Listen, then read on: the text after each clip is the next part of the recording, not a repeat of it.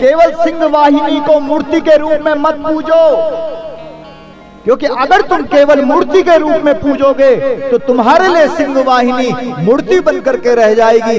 लेकिन जब मातृशक्ति स्वयं सिंह वाहिनी बनकर के घर से बाहर निकलेगी, तब कोई दुनिया की ताकत आपका कुछ बिगाड़ नहीं सकेगी। हाँ, इसलिए लोग हमारे पास आते हैं, बोला महाराज जी संकट से बाहर निकलने का कोई उपाय है, समस्या का समाधान आपके पास क्या है? जब कोई समस्या आ जाए, जब कोई संकट आ जाए तो किसका नाम लेना चाहिए? हमने कहा पक्का तो यही सोच रहा होगा कि हम तुझे बोलेंगे कि हनुमान चालीसा पढ़, यही चाह रहा है ना तू? हमसे यही बुलवाना चाह रहा है ना कि जब कोई संकट आए तो हनुमान चालीसा पढ़नी चाहिए। हमने कहा मेरे भाई हनुमान चालीसा पढ़ते पढ़ते तुझे हनुमान भी तो बनना पड़ेगा। इसलिए जब तुम्हारे जीवन में कोई संकट आए उस वक्त केवल हनुमान चालीसा मत पढ़ो, हनुमान चालीसा पढ़ते पढ़ते तुम हनुमान बन जाओ, और जब तुम हनुमान बन जाओगे तब तुम हर समस्या का समाधान और हर संकट से बाहर निकल जाओगे। इसलिए हनुमान जी महाराज ने हर संकट का मुकाबला किया कि नहीं किया? लंका में जब छलांग मारी तो सुरसा भी आई, सिंगिका भी आई, न जाने कैसे कैसे राक्षस मिले, लेकिन सबको पटकते पटकते पटकते हनुमान ने अपना काम किया। राम काज कीने बिनु मोहि कहां विश्राम। इसलिए सिंह वाहिनी कहती है, हमारी कुल देवी है, ठीक है? क्या नाम बोला आपने? आशीष जी, आपकी कुल वाहिनी हुई, आपकी जो कुल देवी है वो कौन है? सिंह वाहिनी है। और सिंह वाहिनी का मतलब यह है कि हम केवल सिंह वाहिनी की पूजा ही नहीं करेंगे, हम अपने भीतर सिंह वाहिनी को प्रकट करेंगे। और जो व्यक्ति अपने भीतर सिंह वाहिनी को प्रकट कर देगा, उसके भीतर सिंह वाहिनी की शक्ति प्रकट हो जाएगी, वो हर काम को चुटकियों में कर देगा। इसलिए चंडिका बनकर के जब भगवती पार्वती बाहर गई तो एक हाथ में खप्पर, एक हाथ में खड्ग, और तब महिषासुर का वध किया, तब उसका खून पिया। जिस देवताओं से तुम प्रेम करते हो, जिस भगवान से तुम प्रेम करते हो, जिस इष्ट से तुम प्रेम करते हो, तुम्हारा प्रेम सच्चा तभी कहलाएगा जब तुम उसकी जय जयकार करने के लिए प्रतिवर्ष अपने गांव में आओगे। नहीं तो ढोंग करते हो, पाखंड करते हो। अगर साल में एक बार तुम्हें जय जयकार करने का अगर तुम्हारे हृदय में नहीं आ रहा है कि हम अपने देवताओं की जय जयकार करने के लिए अपने देहरादून से, अपने दिल्ली से, अपने बंबई से छोड़ करके अगर तुम नहीं आ सकते हो अपने गांव में, तो मत बोलो कि हम विश्वनाथ के पुजारी हैं, मत बोलो कि हम विश्वनाथ के भक्त हैं। विश्वनाथ का भक्त वही कहलाएगा जो अपनी जन्मभूमि में आकर के विश्वनाथ का जय जयकार करेगा। करो जय जयकार, बोलिए विश्वनाथ भगवान की जय, विश्वनाथ भगवान की जय, सिंह वाहिनी मैया की जय, भैरव भगवान की जय, मठाड़ा मैया की जय, ज्वाला मैया की जय, हरा हरा हरे। हृदय से बोलो, दोनों हाथ खड़ा करके मां, और जोर से बोलो मां। गौ माता राष्ट्र माता, गौ माता राष्ट्र माता, गौ माता। इसलिए श्लोकार्धम श्लोकोपादम वा। कल वेणु गीत का प्रसंग चल रहा है भाई, कृष्ण की बांसुरी बज रही है। अक्षणवताम फलमिदं न परम विदामः, सख्यः पशु ननु विवेशयतो वयस्यहि, वक्त्रं व्रजेश सुतयोरनुवेणुजुष्टम्, यैर्वा निपीतमनुरक्त कटाक्ष मोक्षम्। यैर्वा निपीत मनुरक्त कटाक्ष मोक्षम।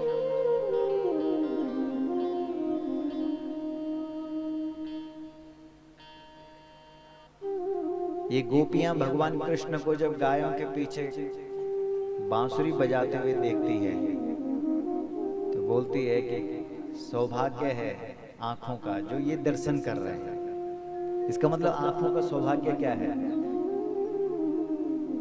जब इन आंखों से कृष्ण दर्शन हो, सौभाग्य है बोला उन लोगों का जो गायों के पीछे भगवान का दर्शन कर रहे हैं और बांसुरी सुन रहे हैं। बोलो, और क्या क्या पुण्य है इस बांसुरी का किया हुआ जो कृष्ण के अधरों पर इसको जगह मिली। तो कुछ ना कुछ पुण्य तो होता ही है। तो क्या इसका पुण्य क्या है? ये अंदर से खाली है, अंदर से खाली है। और जो अंदर से खाली होगा वही भगवान के अधरों पर जगह पाएगा। और अंदर क्या भरा पड़ा है? काम, क्रोध, लोभ, मोह, मद, ईर्ष्या, कपट, दंभ, ये सब कुछ अंदर भरा पड़ा है। इसलिए इस शरीर रूपी बांसुरी से वो आवाज नहीं निकल पा रही है। ने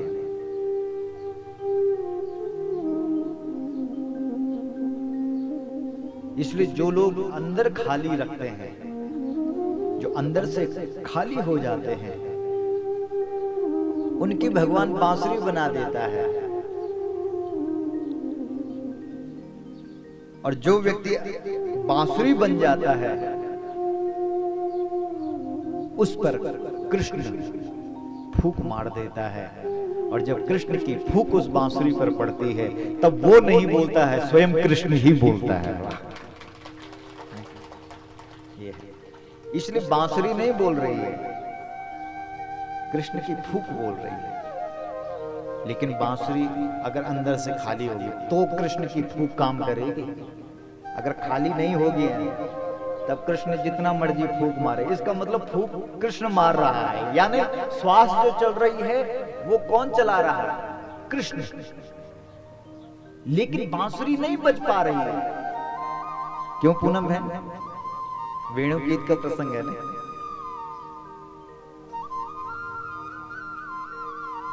भाई सबकी श्वास तो चल रही है, आपकी श्वास भी चल रही है, हमारी श्वास भी चल रही है। लेकिन किस्मत वाले हैं वे लोग जिनके भीतर से बांसुरी का स्वर निकल रहा है। एक बार गुरुजी का जोरदार तालियों के साथ उनका बहुत बहुत अभिनंदन करें। और नई टिहरी के लिए अब प्रस्थान कर रहे हैं। बोलो सद्गुरुदेव भगवान की जय, गौ माता की जय, हर हर महादेव। सद्गुरु महाराज हमारा गौ माता की सेवा बताऊंगा। सद्गुरु महाराज हमारा सेवा बताऊंगा। सद्गुरु महाराज हमारा गौ माता की सेवा बताऊंगा। सद्गुरु महाराज हमारा गौ माता की सेवा बताऊंगा। गौ माता की सेवा बताऊंगा। गौ माता की कथा सुनूंगा। गौ माता की सेवा बताऊंगा। गौ माता की कथा सुनूंगा। सद्गुरु महाराज हमारा गौ माता की सेवा बताऊंगा। सद्गुरु महाराज हमारा गौ माता की सेवा बताऊंगा।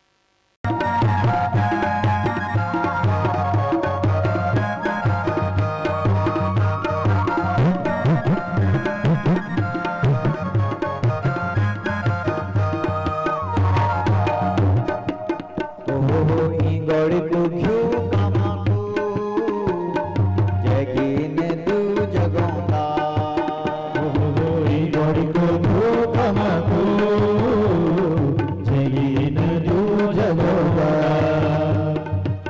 गोड़ी को क्यों कामाकू जगीन जो जगोंदा गोड़ी को जो कमाकू जगीन जो जगोगा सतगुरु महाराज हमारा गौ माता की सेवा कम करवा सतगुरु महाराज हमारा गौ माता की सेवा बतौदा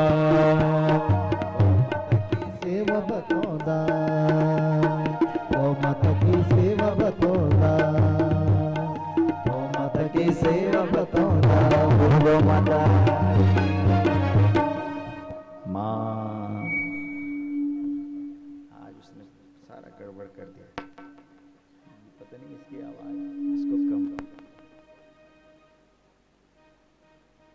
थोड़ा कम करो सुना ध्यान से अब पूरा ही कम हो गया हल्का सा घुमाने पे गिरे ना दोनों पकड़ के बस ये बस बोलो गौ माता की बस बस हो गया बोलो गौ माता की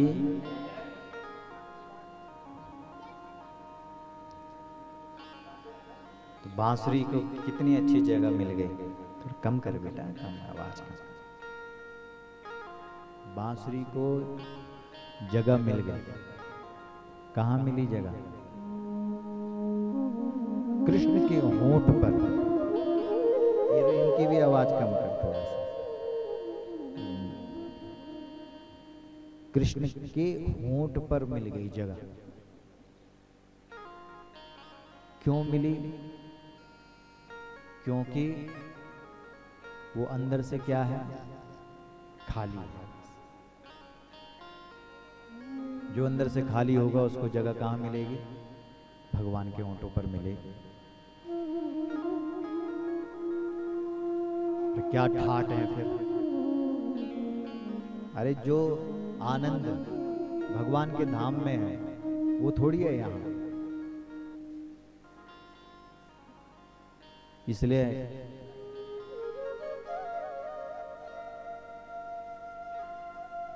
बांसुरी को देखो होंठ पर बैठ गई डल्लभ के गद्दे पर जैसे लोग सोते हैं ऐसे ही डल्लभ का गद्दा कृष्ण का होंठ बन गया जैसे बड़े बड़े रानी महारानियों के इर्द गिर्द सेवक और सेविकाएं पंखा करने का काम करती है ऐसे ही बोला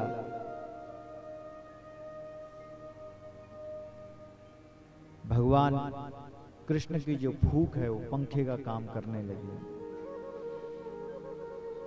और सबसे खास बात इसकी ये है कि जब ये लेटती है तो तब इसके पैर दबाने के लिए कोई और नहीं आता है स्वयं कृष्ण कन्हैया ही अपनी करांगुलियों के माध्यम से इसके चरण सेवा करते हैं चरण सेवा भी हो रही है किसकी बांसुरी की चरण भी दबाए जा रहे हैं लेकिन ये बांसुरी बोलती है मेरी भी एक शर्त है बोला क्या है शर्त बोला कन्हैया मैं तब तक नहीं बोलूंगी जब तक तू फूंक नहीं मारेगा तेरी फूंक से ही मैं बजूंगी और यही सबको करना चाहिए फूंक पड़े लेकिन किसकी कृष्ण की और कब समझेगा व्यक्ति इस बात को कि फूंक कौन मार रहा है जब वो अपने आप को कुछ नहीं समझेगा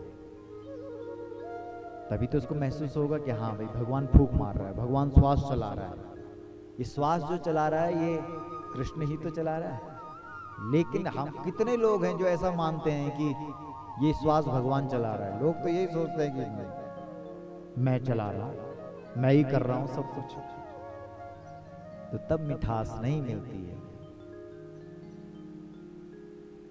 वाह बड़े अच्छे अच्छे श्लोक हैं गोप्यः किमाचरदयं कुशलं स्म वेणुः दामोदराधर सुधामपि गोपिकानां भुङ्क्ते स्वयं यद वसिष्ठरसमृदिन्यो ऋष्यत्वचो श्रुमुमुचुस्तर्वो यथार्यः।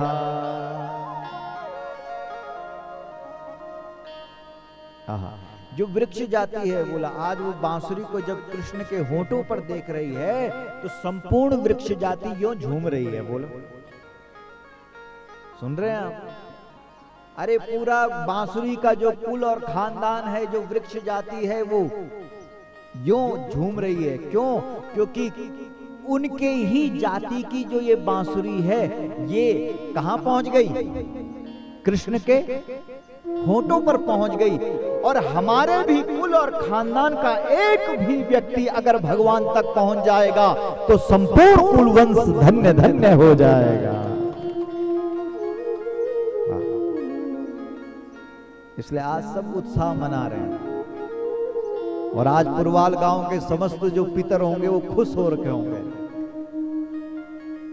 क्योंकि स्वर्गीय दशरथ प्रसाद तिवारी जी की पुण्य स्मृति में जो श्रीमद् भागवत की कथा हो रही है, इस कथा के माध्यम से संपूर्ण पितृलोक आनंद के साथ झूम रहे हैं। धन्यास्म मूढ़मतयोऽपि हरिण्य एता या नंद नंदन मुपात विचित्र वेशम आकर्ण वेणुरणितं सह कृष्ण सारा पूजां दधुर्विरचितां प्रणयावलोकहि।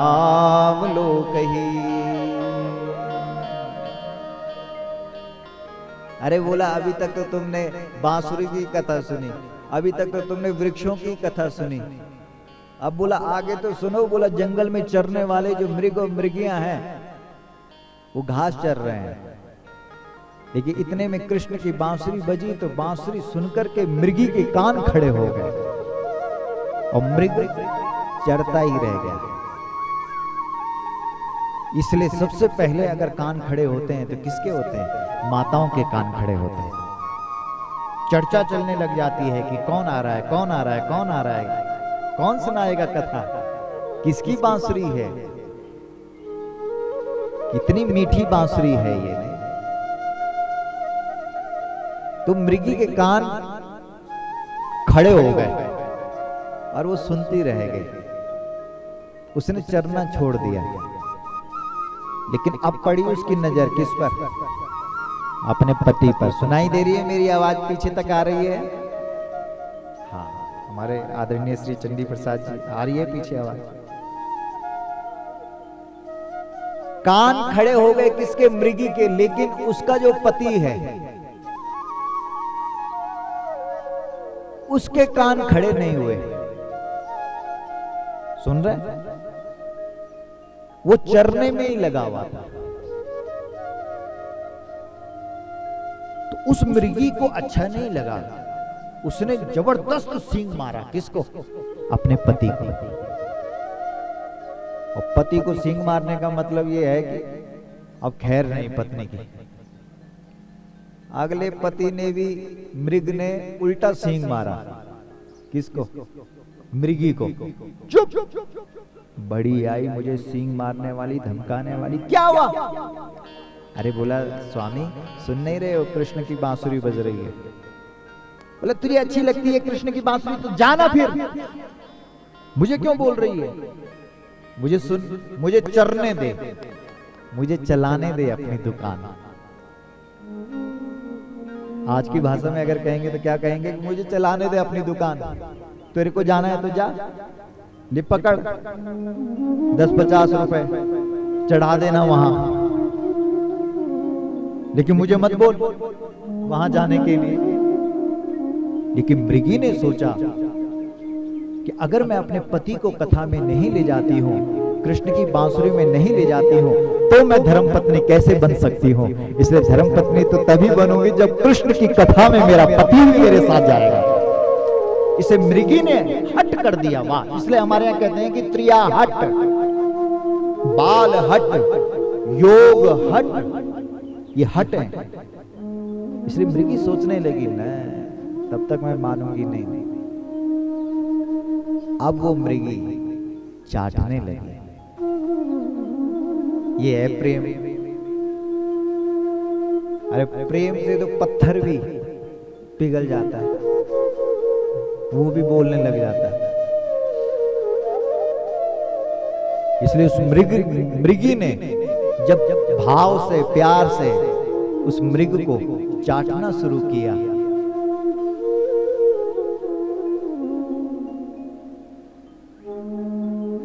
तो मृग ने कहा कि क्या है?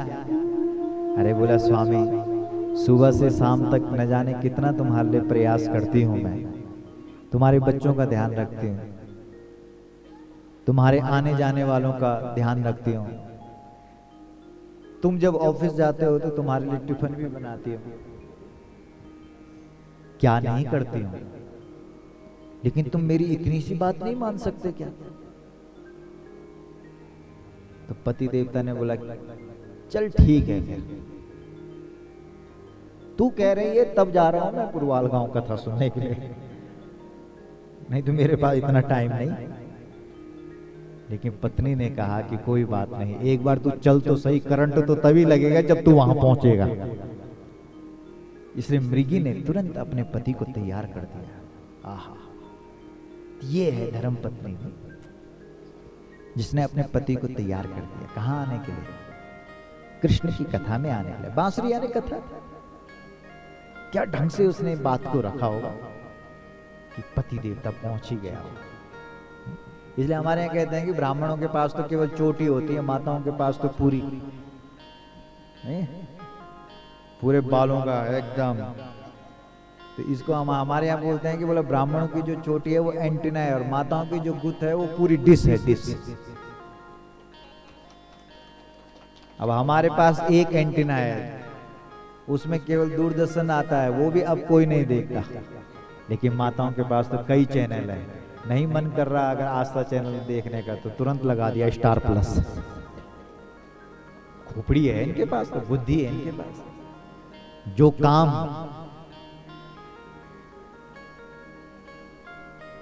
पति देवता से नहीं होता है, जब शाम को थक हार करके घर आता है मुरझाया हुआ चेहरा लेकर के, तो पत्नी बोलती है कि आज तुम उदास क्यों लग रहे हो? तो बोलता है तू क्या कर सकती है? अरे बोला मैं सब कुछ कर सकती हूँ। और जब वो अपनी समस्या अपनी पत्नी को बताता है तो उसकी समस्या का समाधान अगर कोई करती है तो उसी की पत्नी करती है। बोला ऐसा करना, बोलो। अरे भगवान शंकर जब ब्रह्मा विष्णु महेश जब तीनों जब महिषासुर से हार गए थे, उस राक्षस से हार गए थे, तो शिव जी अपना चेहरा जब मुरझाया हुआ लेकर के जब घर पहुंचे तो पार्वती ने बोला हे मेरे मालिक, हे मेरे स्वामी, आज आप उदास क्यों लग रहे हो? बोला क्या करें, एक दुष्ट राक्षस है, तीनों देवता इकट्ठे हुए तो भी उसका संहार नहीं कर पाए। तू क्या करेगी? समस्या का समाधान है तेरे पास? बोला क्यों नहीं है? बोला है। तो बोला क्या करना है? बोला आपकी इजाजत चाहिए, आप इजाजत तो दो। तो पहली बार पार्वती जी घर से बाहर निकली है, लेकिन क्या बन करके? पार्वती बन करके नहीं, चंडिका बन करके निकली है, काली बन करके निकली है, भद्रकाली बन करके निकली है। क्योंकि भगवान शंकर को पार्वती ने कहा महाराज घर के अंदर हर नारी को पार्वती बन करके रहना चाहिए, और जब घर से बाहर निकलना चाहिए तो उस नारी को काली और भद्रकाली बन करके निकलना चाहिए। वाह, बोलो। और माता लोग क्या करती है? घर के अंदर काली, और जैसे घर से बाहर दुकान में पहुंची तब क्या बन गई? ए भैया ये चूड़ी कितने की मिलेगी? वो भी बोलता है कि ये बहुत सीधी है, ये बहुत सरल है, ये है? तब उसको ऐसा धमकाओ कि उसके होश उड़ जाए। इसलिए जब घर से बाहर निकलना है तो हमारी जो कुल देवी है, सिंह वाहिनी है, केवल सिंह वाहिनी को मूर्ति के रूप में मत पूजो, क्योंकि अगर तुम केवल मूर्ति के रूप में पूजोगे तो तुम्हारे लिए सिंह वाहिनी मूर्ति बनकर के रह जाएगी। लेकिन जब मातृशक्ति स्वयं सिंह वाहिनी बनकर के घर से बाहर निकलेगी, तब कोई दुनिया की ताकत आपका कुछ बिगाड़ नहीं सकेगी। हाँ, इसलिए लोग हमारे पास आते हैं, बोला महाराज जी संकट से बाहर निकलने का कोई उपाय है, समस्या का समाधान आपके पास क्या है? जब कोई समस्या आ जाए, जब कोई संकट आ जाए तो किसका नाम लेना चाहिए? हमने कहा पक्का तू यही सोच रहा होगा कि हम तुझे बोलेंगे कि हनुमान चालीसा पढ़, यही चाह रहा है ना तू? हमसे यही बुलवाना चाह रहा है ना कि जब कोई संकट आए तो हनुमान चालीसा पढ़नी चाहिए। हमने कहा मेरे भाई हनुमान चालीसा पढ़ते पढ़ते तुझे हनुमान भी तो बनना पड़ेगा। इसलिए जब तुम्हारे जीवन में कोई संकट आए उस वक्त केवल हनुमान चालीसा मत पढ़ो, हनुमान चालीसा पढ़ते पढ़ते तुम हनुमान बन जाओ, और जब तुम हनुमान बन जाओगे तब तुम हर समस्या का समाधान और हर संकट से बाहर निकल जाओगे। इसलिए हनुमान जी महाराज ने हर संकट का मुकाबला किया कि नहीं किया? लंका में जब छलांग मारी तो सुरसा भी आई, सिंगिका भी आई, न जाने कैसे कैसे राक्षस मिले, लेकिन सबको पटकते पटकते पटकते हनुमान ने अपना काम किया। राम काज कीने बिनु मोहि कहां विश्राम। इसलिए सिंह वाहिनी कहती है, हमारी कुल देवी है। ठीक है, क्या नाम बोला आपने? आशीष जी, आपकी कुल वाहिनी हुए, आपकी जो कुल देवी है वो कौन है? सिंह वाहिनी है। और सिंह वाहिनी का मतलब यह है कि हम केवल सिंह वाहिनी की पूजा ही नहीं करेंगे, हम अपने भीतर सिंह वाहिनी को प्रकट करेंगे, और जो व्यक्ति अपने भीतर सिंह वाहिनी को प्रकट कर देगा उसके भीतर सिंह वाहिनी की शक्ति प्रकट हो जाएगी, वो हर काम को चुटकियों में कर देगा। इसलिए चंडिका बनकर के जब भगवती पार्वती बाहर गई तो एक हाथ में खप्पर, एक हाथ में खड्ग, और तब महिषासुर का वध किया, तब उसका खून पिया। तब लोगों ने कहा माता प्रणाम तेरे को, दंडवत प्रणाम करते हैं तेरे को, आज भयंकर स्वरूप धारण कर दिया। इसलिए वह रूप किसका है? वो आप ही का तो रूप है। इसलिए माता चाहे तो सिंह वाहिनी बन सकती है। इसलिए एक किताब में पढ़ रहे थे गुरुजी हम आचार्य जी, एक किताब में पढ़ा हमने कि जिस देवता की पूजा करते हो वही बन जाओ। हाँ, नागराज की पूजा करते हो तो तुम्हारे भीतर नाग देवता प्रकट हो जाना चाहिए। सिंह वाहिनी की पूजा करते हो तो तुम्हारे भीतर सिंह वाहिनी प्रकट हो जानी चाहिए। विश्वनाथ की पूजा करते हो तो तुम्हारे भीतर विश्वनाथ प्रकट हो जाना चाहिए। अगर गौ माता की पूजा करते हो तो तुम्हारे भीतर 33 करोड़ देवता प्रकट हो जाने चाहिए।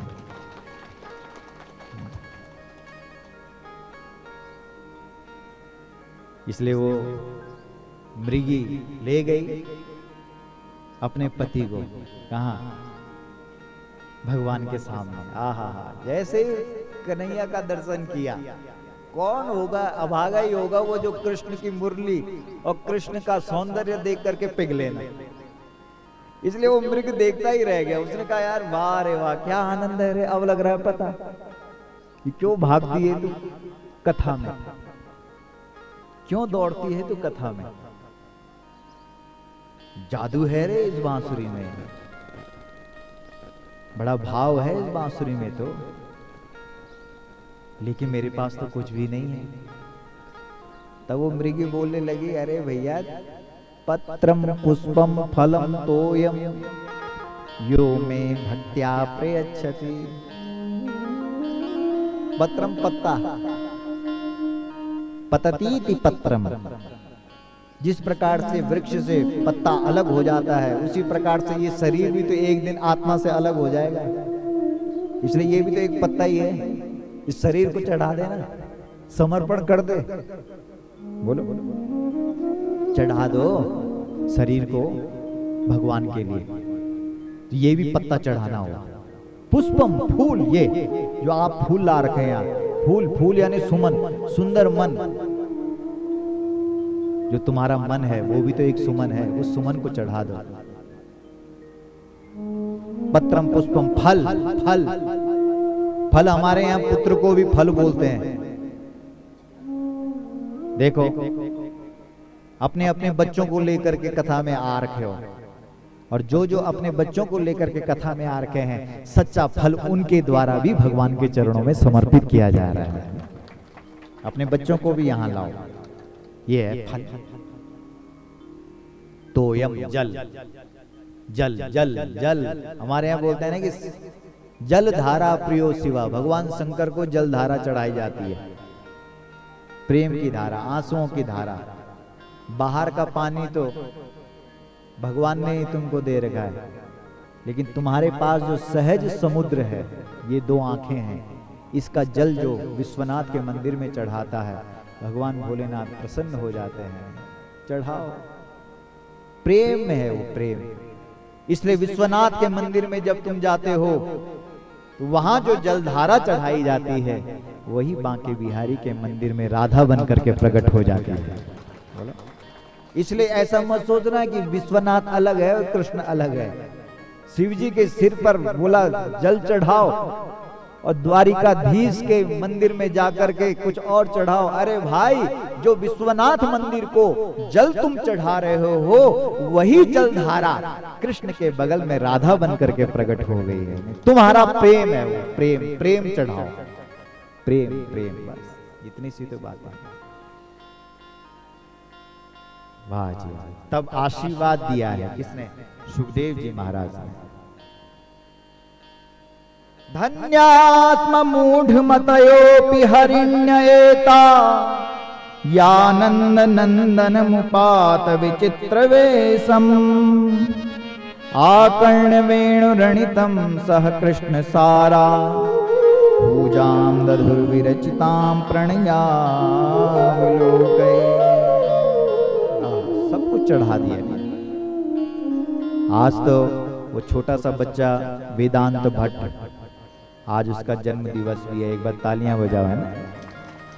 और उसकी माता जी ने सोचा होगा कि भाई आज मेरे बेटे का जन्म दिवस है, जन्मदिन है, क्या करूं, मुझे तो आज अपने बेटे के पास जाना है। लेकिन फिर उनके दिमाग में आया कि भाई अपने बच्चे को जन्म दिवस के दिन अगर मैंने परमात्मा के चरणों में समर्पित कर दिया तो इससे बड़ी बात और क्या हो सकती है। नहीं, आज आशीर्वाद उन्होंने ले लिया, यहाँ भी तो आशीर्वाद मिल ही रहा है। धन्यवाद करते हैं हम, है ना। क्यों निर्मला बहन, है ना, आपके बेटा है ना। ठीक है, ये सब, ये कथाओं का मतलब ही तो ये है, जो सुन रहे हैं आप, प्रसंग अपने आप आता है। पत्रम पुष्पम फलम तोयम, बच्चा भी फल है। इसलिए फल तब तक, सामान्य फल कब तक है? जब तक वो किसी दुकान में है।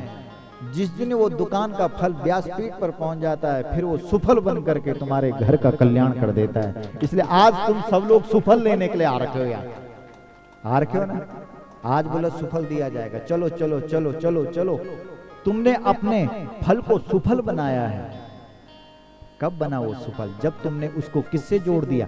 भगवान से जोड़ दिया। और बच्चा भी यही है, बच्चा जब तक संसार में फंसा हुआ रहेगा तब तक वो सामान्य फल है। जिस दिन वो बच्चा भगवान से जुड़ गया, उस दिन वो सुफल बन जाएगा।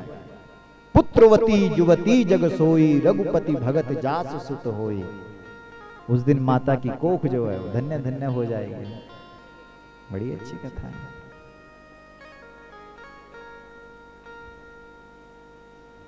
प्रायो बतां विहगा मुनयो वनेस्मिन्, कृष्णे छितं तदुदिदं कले वेणुगीतम्, आरुह्य ये द्रुमभुजान् रुचिरप्रवालान्, शृण्वन्त्यमीलितदृशो विगतान्यवाचः।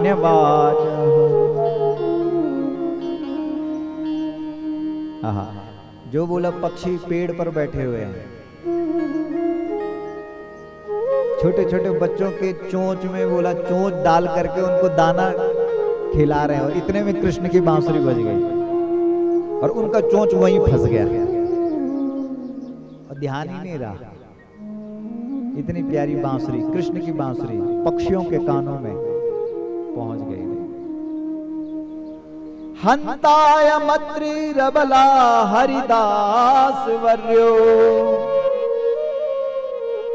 यद राम कृष्ण चरण स्पर्शः प्रमोदः मानं तनोति सह गोगणयोस्तयोर्यत् पानीयसूयवसकंदर कंदमूलहि। गोवर्धन पर्वत बोला इतना खुश हो गया, क्यों? क्योंकि कन्हैया और कन्हैया की गाय माता गोवर्धन के ऊपर चल रही है। रोमावली खड़ी हो गई, रोम रोम खिल गया। किसका? पर्वत का, पहाड़ का। कब खिलता है पहाड़ का रोम रोम? बोला जब उसमें गाय और गोविंद चलते हैं, तब बोला उनका आशीर्वाद मिलता है। इसलिए इस गोवर्धन पर्वत को बोला पहला नंबर प्राप्त हुआ। किसमें? भक्तों में। क्यों? क्योंकि इसने कृष्ण और कृष्ण की गाय को अपनी पहाड़ियों में चराया है। यहां खेले हैं कृष्ण, कभी झरनों के पानी से नहाते हैं, तो कभी वहां उछल कूद करते हैं, कभी किसी गुफा में घुस जाते हैं, कभी गुफा में चिल्ला करके गौ माताओं का अनेक अनेक नाम बोलते हैं। कपिला, रेणुका, नंदिनी, अनेक नाम बोल करके गोवर्धन पर्वत। ये गोवर्धन पर्वत कोई सामान्य पर्वत नहीं है। ये पर्वत, जितने भी पर्वत हैं वो सब हिमालय से ही गए हैं नीचे। लेकिन जब तक ये हिमालय में रहते हैं तब तक इनकी कोई कदर नहीं होती है। लेकिन जब हनुमान जी महाराज ने इसको लक्ष्मण जी को जीवित करने के लिए, जिंदा करने के लिए, जब हिमालय पर्वत को यहाँ से ले गया था, बोला संजीवनी पर्वत को, तो बोला लंका में जैसे ही पहुंचे तो वहां उन्होंने संजीवनी दी। फिर उसके बाद लक्ष्मण जी जीवित हो गए। उसके बाद युद्ध शुरू हो गया और युद्ध होने के बाद पर्वत ने कहा कि भाई अब मेरे को वहीं छोड़ करके आओ जहां से लेकर के आए, हिमालय में। और हनुमान जी महाराज ने क्या किया कि उठाया पर्वत को और जैसे ही भारत पहुंचे और भारत में यहां रख दिया। कहां? जहां आज गोवर्धन पर्वत है। गोकुल वृंदावन, वहां गोवर्धन है ना, वृंदावन के बगल में ही तो है। तो वहां रख दिया उस पहाड़ को। और लोग, हनुमान जी महाराज ने कहा चिंता मत करो, अभी थोड़ा सा मैं जल्दी में हूं, लेकिन आने वाले समय में, यानी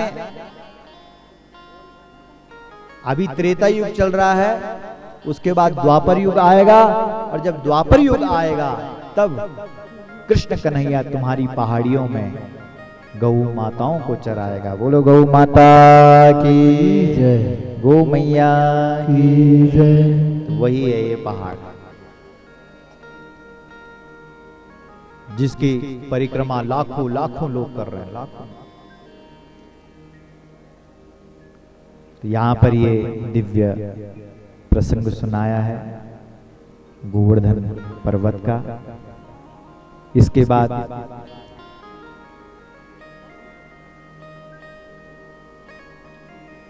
बड़ी सुंदर चर्चा है, देखो भागवत में।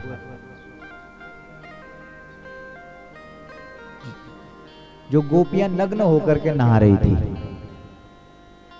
यमुना जी में, उनको कृष्ण ने कहा कि यमुना और गंगा ये पवित्र नदियां हैं, ये उपासना करने के लिए है। इसलिए आपने सुना होगा कि जो सिद्ध लोग होते हैं वो गंगा जी में कमर तक के जल में खड़े होकर के और तब गायत्री की उपासना करते हैं, साधना करते हैं। कन्हैया ने गलत थोड़ी बोला, यही तो बोला कि नंगे होकर के तुम नहा रहे। अरे वासना के लिए थोड़ी है अध्यात्म, उपासना के लिए है। उपासना करो, तीर्थ करो, व्रत करो, लेकिन मनोरंजन के लिए नहीं। और आज समय उल्टा आ गया, केदारनाथ भी जा रहे हैं तो वहां मनोरंजन कर रहे हैं, घूमने फिरने के लिए। अरे केदार और बद्री की यात्रा कर रहे हो मनोरंजन के लिए नहीं, मनोभंजन के लिए करो, ईश्वर प्राप्ति के लिए करो। भगवान ने इनके कपड़े चुराए हैं। कपड़े चुराए मतलब वासना उनके हृदय से निकाली है और उपासना को स्थापित किया है। जो व्यक्ति उपासक होता है वो हर कर्म को धर्म बना देता है और उसको सिद्धि प्राप्त हो जाती है। यहां पर ये बात को बताया है। इसके बाद भूखे ग्वाल बाल हैं जो, वह यज्ञ हो रहा था, वहां गए और कहा कि ब्राह्मण देवताओं हमको भोजन करवाओ, और उन्होंने उनकी तरफ देखा भी नहीं। भगवान कृष्ण ने कहा कि भैया वहां क्यों गए, उनकी पत्नियों के पास जाओ। तो ब्राह्मण पत्नियों के पास जाते हैं और वो इतनी अच्छी हैं। आज सुबह सुबह हमको कोई बोल तो रहा था, बोला महाराज कैसा लग रहा है आपको पुरवाल गांव, हमारी जन्मभूमि कैसी लग रही है। अरे हमने कहा जन्मभूमि तो अच्छी है ही है, लेकिन जन्मभूमि के लोग इतने अच्छे हैं इसीलिए तुम्हारी जन्मभूमि अच्छी लग रही है।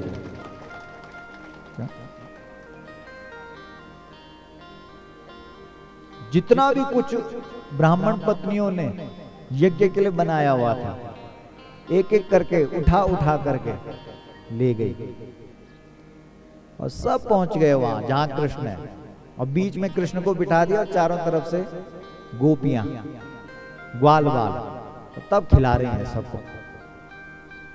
इसका मतलब ये हुआ कि जो भूखे ग्वाल बाल हैं उनके बीच में कौन बैठता है, कृष्ण बैठता है। यहां पर ये बताया है कि भाई कोई भूखा, कोई नंगा, कोई प्यासा कोई व्यक्ति अगर आपके घर में आ जाता है तो उसको कुछ ना कुछ खिलाओ, वो भी यज्ञ है। जैसे आपने सुना होगा कि गुरु नानक देव जी जब छोटे थे, 6 साल की उम्र में, उनको कुछ रुपए दिए थे उनके माता पिता ने कि भाई जा कुछ अन्न खरीद करके ला, भोजन बनाएंगे हम लोग, लेकर के आ। और वो गए और जैसे ही उन्होंने अन्न खरीदा, इतने में उनको भूखे लोग मिल गए और उन्होंने कहा अरे साहब, अरे बच्चा हमको भी कुछ खिलाना, और उन्होंने वो सारा का सारा उनको दे दिया जो भूखे लोग थे, और खाली घर आ गए। माता पिता ने कहा कि अरे भाई जो तेरे को पैसे दिए थे अन्न खरीदने के लिए, क्या किया बेटा तूने उसका? बोला वो कुछ लोग भूखे मिल गए थे, उनको मैंने वो सारा का सारा दे दिया। उठाया, बोला गुरु नानक देव जी के पिता ने डंडा, अब मारा पीठ पर गुरु नानक देव जी के। तो गुरु नानक देव जी ने भी कहा कि ठीक है, अब नहीं रहेंगे हम यहाँ, और घर छोड़ दिया। और उसके बाद इस देश में हर एक गुरुद्वारे में उनके नाम से लंगर चलाया जाता है, और ऐसा कोई दिन नहीं होता जिस दिन भूखे लोगों को भोजन नहीं करवाया जाता। वाह, ये हुई ना बात, ये पड़ी ना चोट दिल को। अरे बोला पिताजी, केवल अपने शरीर को पुष्ट करने के लिए जो खाया जाता है उसको हमारे शास्त्रों में पाप कहा गया है, लेकिन जो बांट करके खाया जाता है सच्चा पुण्य तो वही कहलाया जाता है। और आज तक, अभी तक ऐसा कोई दिन नहीं जिस दिन गुरुद्वारे में लंगर न किया हो। बोलो, और ये सारी की चीजें कहां से गई? हमारे भागवत से ही तो गई। क्यों साहब, भागवत ने तो सिखाया ये। कृष्ण ने कहा कि ये भी यज्ञ है, इसलिए अब भगवान कृष्ण ने इसके बाद पूजा की है, गोवर्धन पूजा। अब हुई शुरू कृष्ण की पूजा। कन्हैया ने कहा अब मैं सिखाता हूं इनको कैसे होती है पूजा।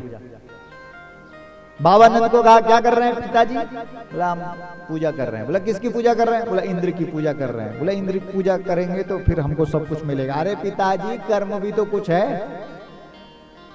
जो तुमने पूर्व जन्म का कर्म कर रखा है, जो प्रारब्ध है, उसका खेल है तो। कर्मणा जायते जंतु कर्मणैव विलीयते, सुखम दुखम भयम क्षेमम कर्मणैवाभिपद्यते। अरे कर्म से ही जन्म होता है, कर्म से ही पालन होता है, कर्म से ही पोषण होता है, कर्म से ही मृत्यु होती है, सब कुछ कर्म ही तो है।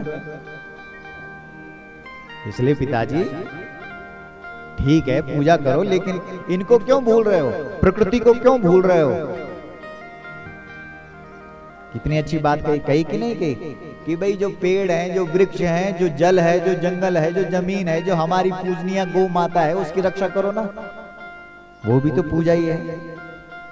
और कन्हैया ने गौ माता की पूजा शुरू कर दी और गाय माता प्रसन्न हो गई। इंद्र को बुरा लगा और इंद्र ने बरखा की 7 दिन और 7 रात तक, लेकिन बाल भी बांका नहीं हुआ। कन्हैया ने गिरिराज को उठा दिया, गोवर्धन पर्वत को उठा दिया। जिन लोगों के ऊपर गौ माता की कृपा होती है उनका बाल भी बांका नहीं होता है। बोलो शंकर भगवान की जय, गौ माता की जय। इसके बाद इंद्र गाय को आगे करके आया है और तब क्षमा मांगी है। बोला महाराज क्षमा कर दे। भगवान ने कहा क्षमा तो नहीं करता, लेकिन गौ माता आगे आ गई है, इसलिए जहां आगे गाय आ जाती है वहां हम क्षमा कर देते हैं। तो यहां पर ये बताया है, एकादशी व्रत की कथा है। वैकुंठ के दर्शन भगवान ने पूरे वृंदावन के लोगों को करवाया है। इसके बाद गोपी गीत है। भगवान पिता रात्रि शरदोत फुल्ल मल्लिका विक्षरन्तुम मनश्चक्रे योग माया पाश्रितः योग माया पाश्रितः।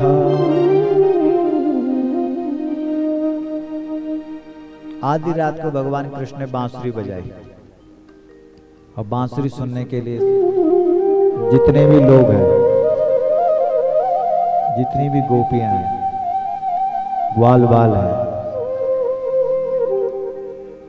वो सब दौड़े हैं कृष्ण की बांसुरी सुनने के लिए। कन्हैया ने अपनी बांसुरी बंद की और कहा कि इतनी रात को कहां घूम रहे हो? कोई पति छोड़ करके आ रही है, कोई सास छोड़ करके आ रही है, कोई खाना बना रही थी, उसने वो खाना बनाना बंद किया। किसी की एक आंख में काजल लगा हुआ है, दूसरी में लगा ही नहीं।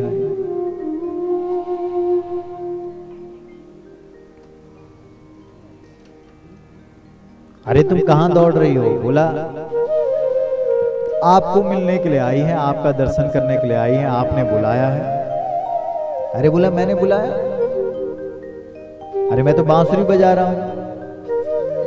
लेकिन हर माता का कर्तव्य बनता है कि उसको अपने गृहस्थ धर्म का पालन करना चाहिए। बोला महाराज आप सही बोल रहे हैं, लेकिन गृहस्थ धर्म का पालन करने का मुख्य उद्देश्य क्या है? बोला ये है कि जिससे हमको भगवान मिले। और हमें इस बात की खुशी है कि हमेशा हम कृष्ण को बुलाती थी, आज कृष्ण ने हमको बुलाया। हमारा गृहस्थ धर्म आज धन्य धन्य हो गया है। समझ रहे हैं आप? अरे हम जो गृहस्थ धर्म निभा रहे हैं, हम जो पातिव्रत्य धर्म निभा रहे हैं, क्यों निभा रहे हैं? कि एक ना एक दिन कृष्ण हमको बुलाए। इसलिए आज तक तो हम पूजा घर में जाती थी, आज तक तो हम भगवान के मंदिर में जाती थी, आज तक विश्वनाथ के मंदिर में हम स्वयं चल करके जाती थी। आज तक हमने अपना काम ठीक से निभाया है, हमने अपना धर्म ठीक से निभाया है। इसलिए निभाया है कि कभी न कभी विश्वनाथ हमको बुलाए। और आज सौभाग्य है कि आज स्वयं विश्वनाथ और भगवान कृष्ण ने हमको बुलाया है। इसलिए ये गोपियां प्रसन्नता के साथ कहती है कि हे कन्हैया आज धन्य धन्य हो गई हैं हम, क्योंकि आज तूने हमको बुलाया है। आज हमारा गृहस्थ धर्म हमने उसको ठीक से निभाया, तभी तो कृष्ण ने बुलाया। तब हुआ रास, वो है रास, रस नहीं। भागवत में जब रस आ जाए तो तब रस पीने की क्या जरूरत है? रसो वैसा रस है भागवत में। तब हुआ नृत्य, तब नाचे सब, नृत्य किया है सब। गोपियों ने नृत्य किया है। सुन लगे कि नहीं सुन लगे? नृत्य किया है। तो आज आखिरी दिन है, आज तो कर ही दो नृत्य, उसके बाद तो हम जा ही रहे हैं। क्यों? आज विराम दिन है, गोपियों ने कृष्ण के साथ नृत्य किया है। क्यों महाराज जी? कृष्ण जी भाई, गोपियां कृष्ण के साथ नाच रही है तो हमको भी नाचना चाहिए।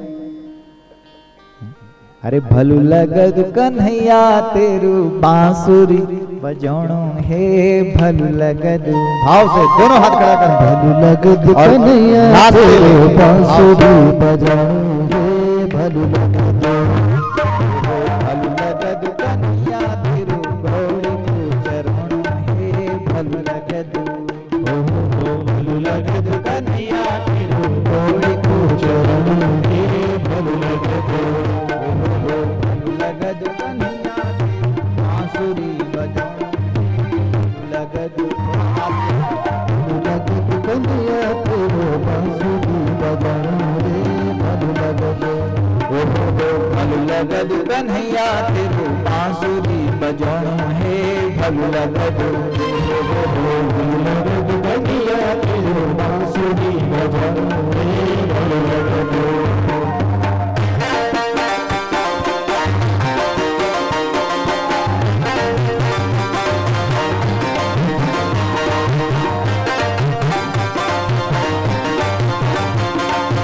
भाव से दोनों हाथ खड़ा कर।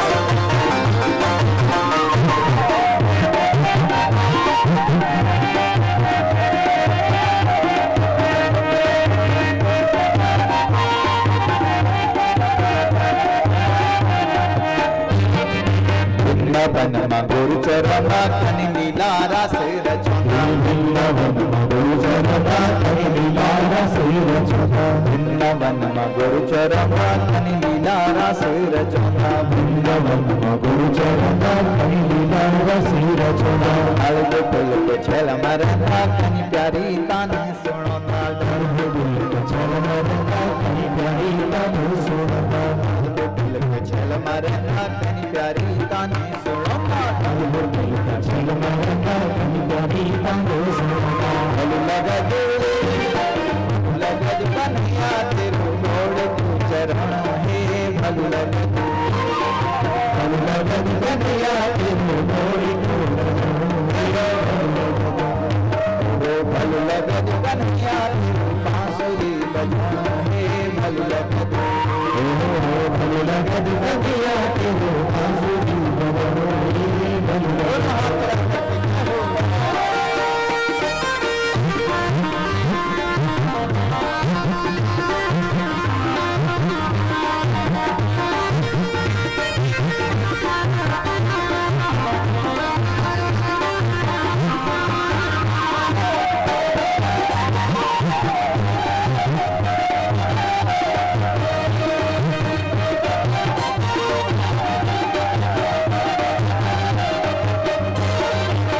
मक्खन गोकुल को खाना घर घर मटकी फोड़ना। दूध मक्खन गोकुल को खाना घर घर मटकी फोड़ना। दूध मक्खन गोकुल को खाना घर घर मटकी फोड़ना। दूध मक्खन गोकुल को खाना घर घर मटकी फोड़ना। आप जसोदा जब बोलोगे लुक छुपी का ना दौड़ना। आप जसोदा जब बोलोगे लुक छुपी का ना दौड़ना। आप जसोदा जब बोलोगे लुक छुपी का ना दौड़ना। मत यशोदा जब बोलोगे लुक छुपी का ना दौड़ना। भलु लगद लगद कन्हैया तेरो लुक छुपी दौड़ना हे भलु लगद।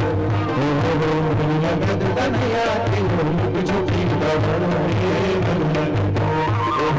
भलु लगद कन्हैया तेरो लुक छुपी दौड़ना हे भलु लगद। भलु लगद कन्हैया तेरो लुक छुपी दौड़ना हे भलु लगद। भलु लगद कन्हैया तेरो बांसुरी बजाना हे भलु लगद। भलु लगद कन्हैया तेरो बांसुरी बजाना हे दोनों हाथ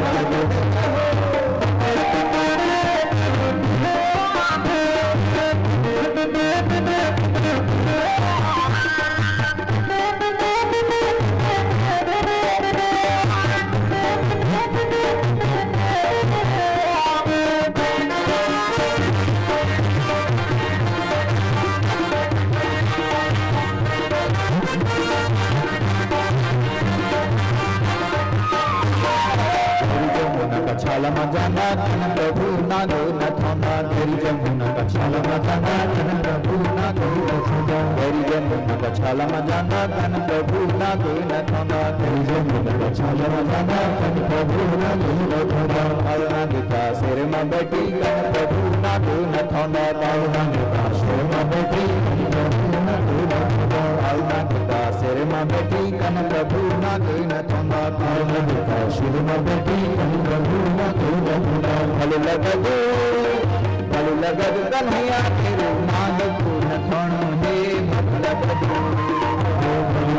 कन्हैया तेरो नाग को न थोणो हे भल लगद कन्हैया तेरो नाग को न थोणो हे भल लगद कन्हैया तेरो नाग को न थोणो हे भल लगद कन्हैया तेरो को चरण हे भल लगद कन्हैया तेरो नाग को चरण हे भल लगद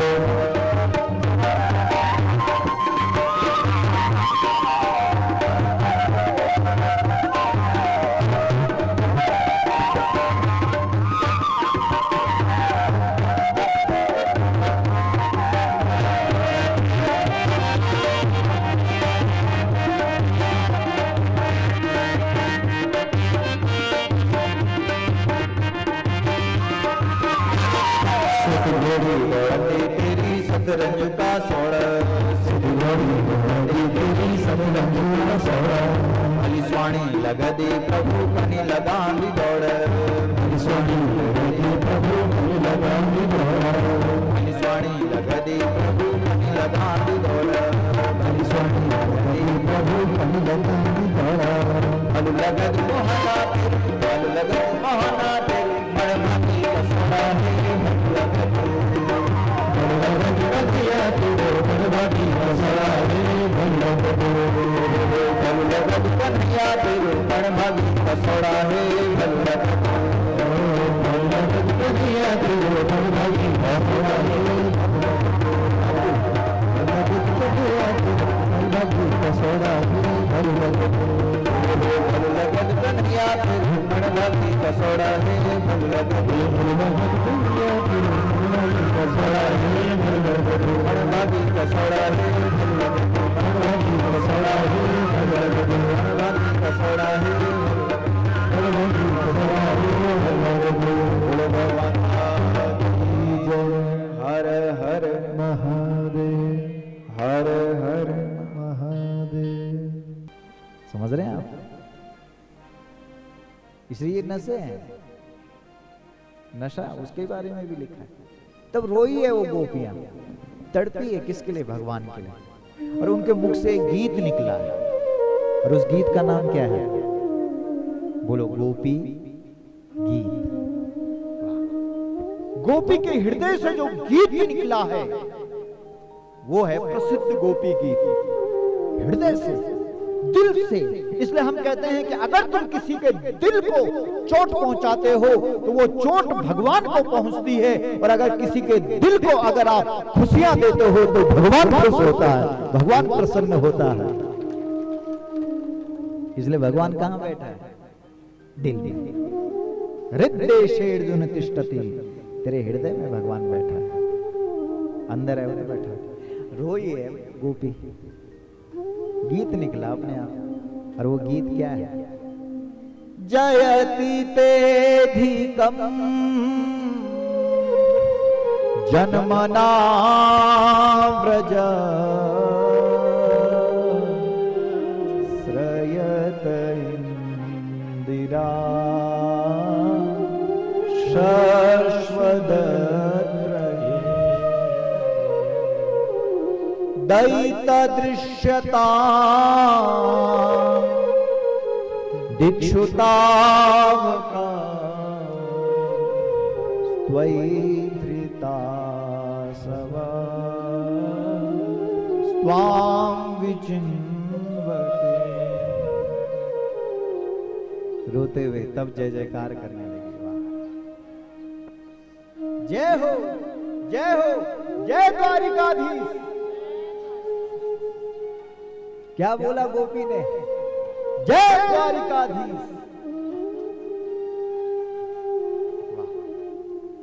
जय जयकार में वो ताकत है कि वो गुप्त जो परमात्मा होगा वो प्रकट हो जाएगा।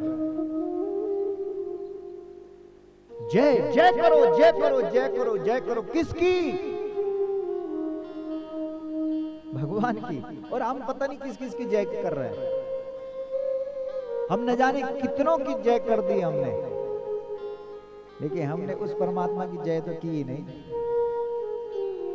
जयति तेधिकम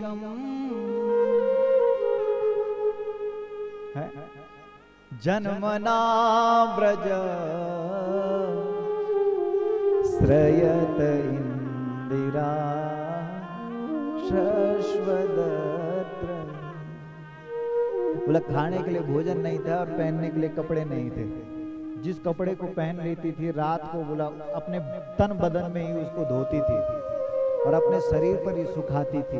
इतनी गरीबी थी। लेकिन हे नंद नंदन, जब से तो हमारे ब्रज मंडल में, जब से तो हमारे वृंदावन में आया है, लगता है सारा वैकुंठ ही वृंदावन बन गया है। क्योंकि लक्ष्मी भी अब यही दिखाई दे रही है।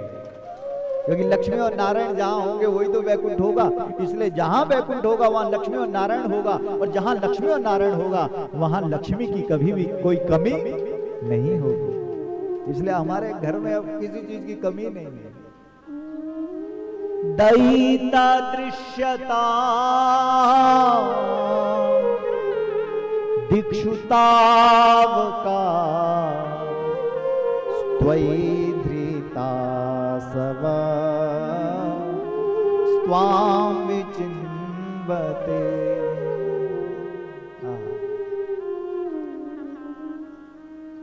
हम तेरे हैं, तू तो सबका है। भूल कहां पर हो रही है कि तू हमारा है, तू तो सबका है। हम तेरे हैं, ये है प्रेम। अरे जब प्रेमी अपने प्रेमी से प्रेम करता है तो उसको प्रेम है, वो कर रहा है। अब ये जरूरी थोड़ी कि वो भी करे, वो करे ना करे, हम कर रहे हैं। ऐसे ही ये गोपी कह रहे हैं कि हम तेरे हैं, तू सबका है। और हमको भी एक नशा लग गया है। वाह, आ गई ना वही वाली बात, नशा। नशा है साहब, नशा। लोग बोलते हैं कि केवल शराब का ही नशा होता है। हम कहते हैं साहब भगवान के नाम का भी तो नशा होता है। अगर भगवान के नाम का नशा नहीं होता तो आप लोग कथा में क्यों बैठते? इसलिए तुम्हें भी नशा है, इसलिए तो तुम यहाँ बैठे। कह रही है कि हमको तेरा नाम का, रूप का, लीला का, धाम का नशा है। इसलिए जय हो, जय हो, जय हो।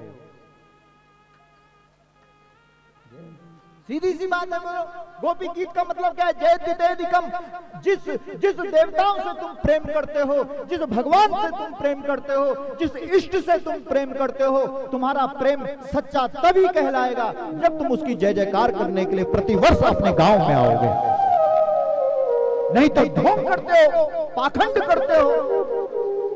अगर साल में एक बार तुम्हें जय जयकार करने का अगर तुम्हारे हृदय में नहीं आ रहा है कि हम अपने देवताओं की जय जयकार करने के लिए अपने देहरादून से, अपने दिल्ली से, अपने बंबई से छोड़ करके अगर तुम नहीं आ सकते हो अपने गांव में, तो मत बोलो कि हम विश्वनाथ के पुजारी हैं, मत बोलो कि हम विश्वनाथ के भक्त हैं। विश्वनाथ का भक्त वही कहलाएगा जो अपनी जन्मभूमि में आकर के विश्वनाथ का जय जयकार करेगा। करो जय जयकार, बोलिए विश्वनाथ भगवान की जय, विश्वनाथ भगवान की जय, सिंह वाहिनी मैया की जय, भैरव भगवान की जय, अठाड़ा मैया की जय, ज्वाला मैया की जय, हरा हरा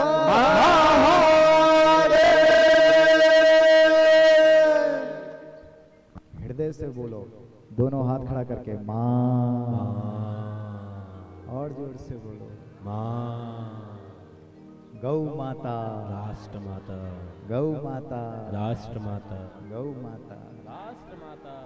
आज पहली बार निकली गुरु जी ये व्याख्या गोपी गीत कि जय जयकार करने आओ ना घर।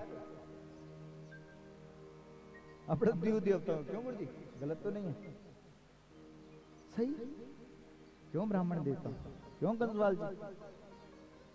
और कंसवाल जी के जेब में इतने रुपए डाल दो इतनी पूजा, इतना पाठ, इतना चढ़ावट ब्राह्मणों को होना चाहिए कि ब्राह्मण रोज बोलोगे कब्र वलता कथा। क्यों आदरणीय कंसवाल साहब? हैं? और कंसवाल जी जब देहरादून तक जरी गिचू कर आ पड़ा, मतलब मुख करो ना कंसवाल जी कि यार मैं अब देहरादून जाऊं दो, तब तक फोन आएगी, अरे कथा वने तक, अरे चल चल चल।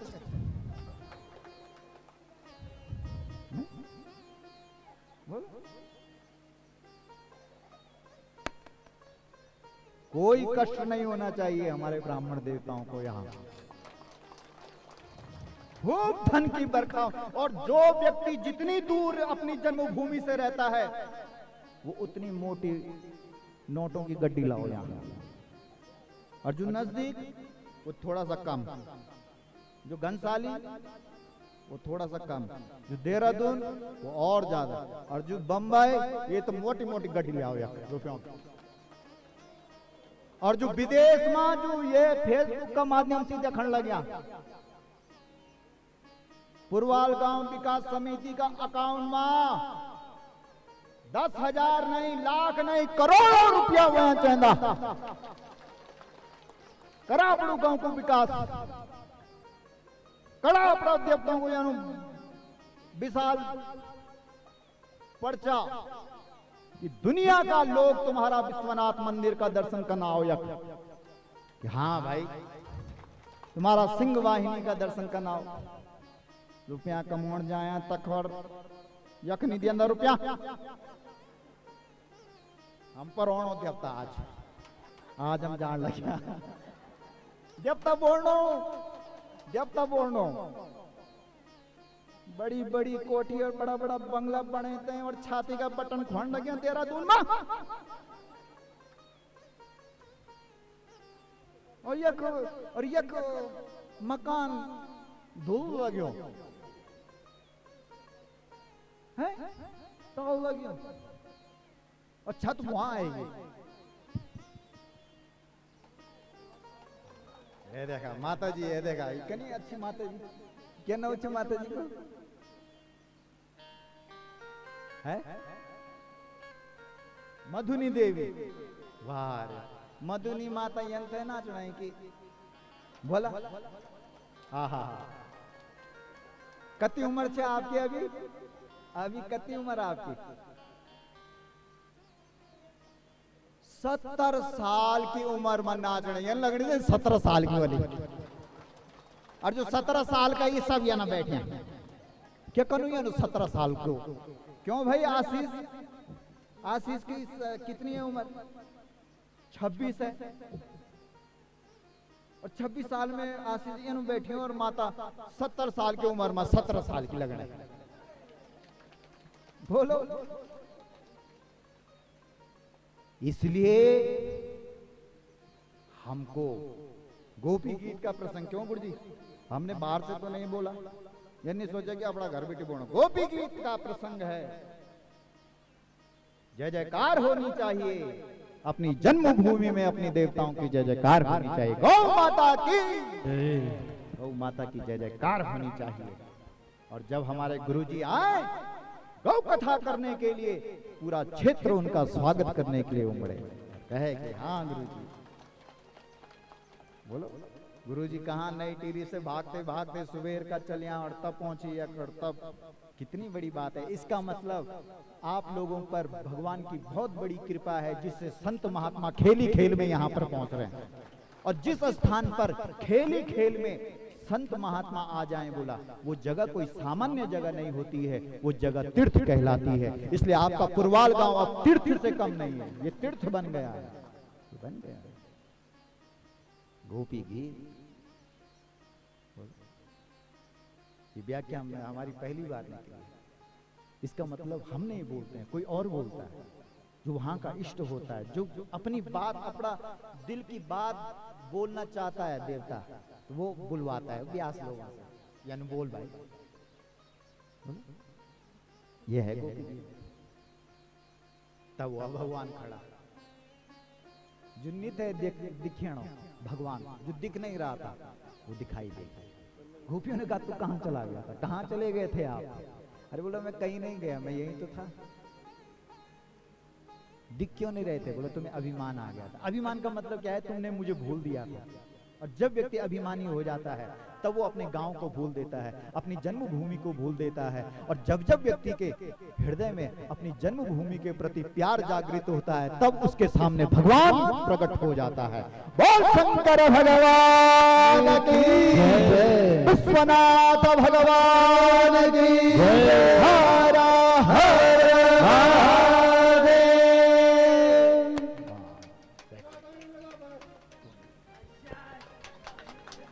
बोलो शंकर भगवान की जय।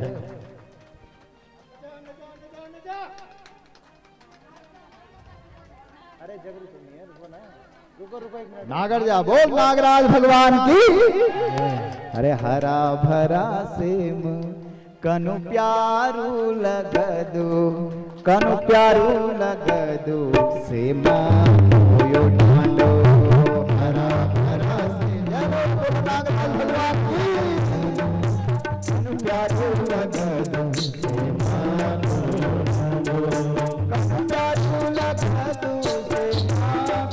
ढांडो, कनु प्यारू लगदू सेम होयो ढांडो, कनु प्यारू लगदू सेम होयो ढांडो, कनु प्यारू लगदू सेम होयो ढांडो, कनु प्यारू लगदू सेम होयो ढांडो। हरा हरा हरा हरा हरा हरा सेम कनु प्यारू लगदू, कनु प्यारू लगदू सेम होयो ढांडो। बोलो नागराज भगवान की, विश्वनाथ भगवान की।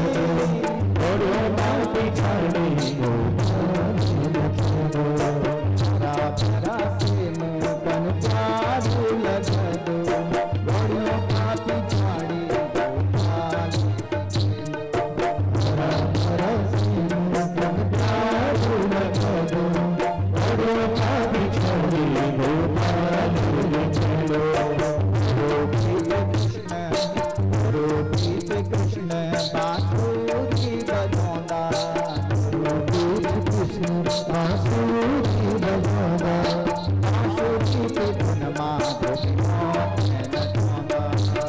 रूपी कृष्ण बांसुरी बजाऊंगा, बांसुरी की धुन माधुर्यों में नचाऊंगा, बांसुरी की धुन मारा हाथ में नचाऊंगा, बांसुरी की धुन मारा हाथ में नचाऊंगा, बांसुरी की धुन मारा हाथ में नचाऊंगा, बांसुरी की धुन मारा हाथ में नचाऊंगा। हरा भरा सेम कनु प्यारू लगदू, प्यारू लगदू हरा भरा सेम कनु प्यारू लगदू, गोरियों का पिछाड़ी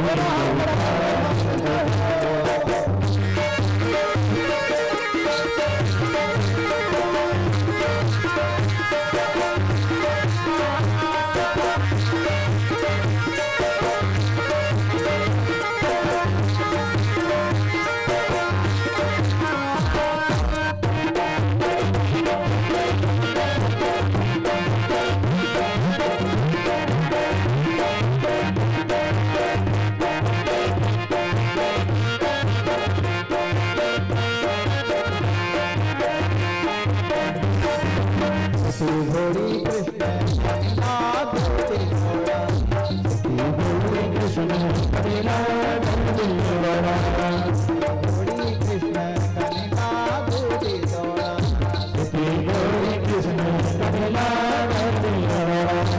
प्यारा कृष्ण भागी का सोड़ा, प्यारा कृष्ण भागी का सोड़ा, प्यारा कृष्ण भागी का सोड़ा, प्यारा कृष्ण भागी का सोड़ा, प्यारा कृष्ण भागी का सोड़ा, प्यारा कृष्ण भागी का सोड़ा, प्यारा कृष्ण भागी का सोड़ा, प्यारा कृष्ण भागी का सोड़ा। हरा भरा से मन प्यार लगा दो, मन प्यार लगा दो,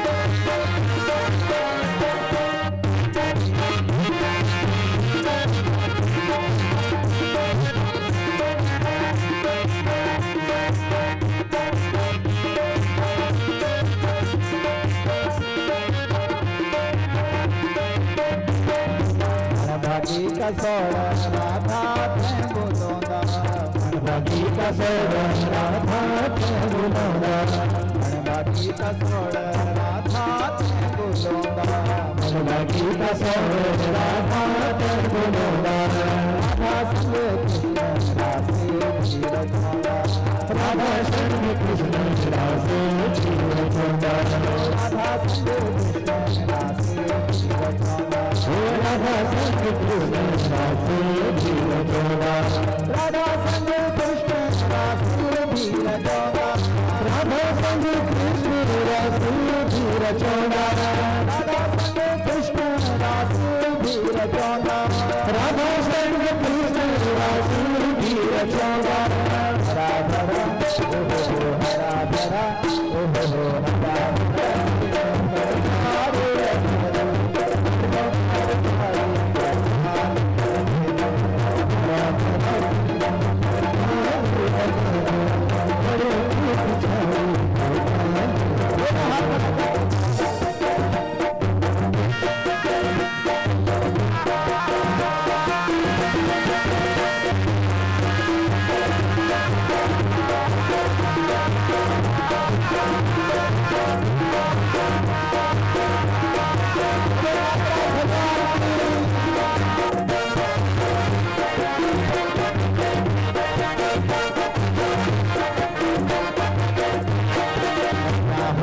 कृष्ण बांधे डाल चला, कृष्ण बांधे डाल चला, क्या हुआ कृष्ण बांधे डाल चला, कृष्ण बांधे डाल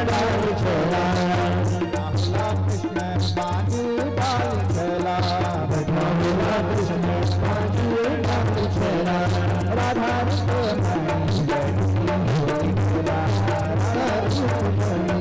बैठी हुई गला, राधा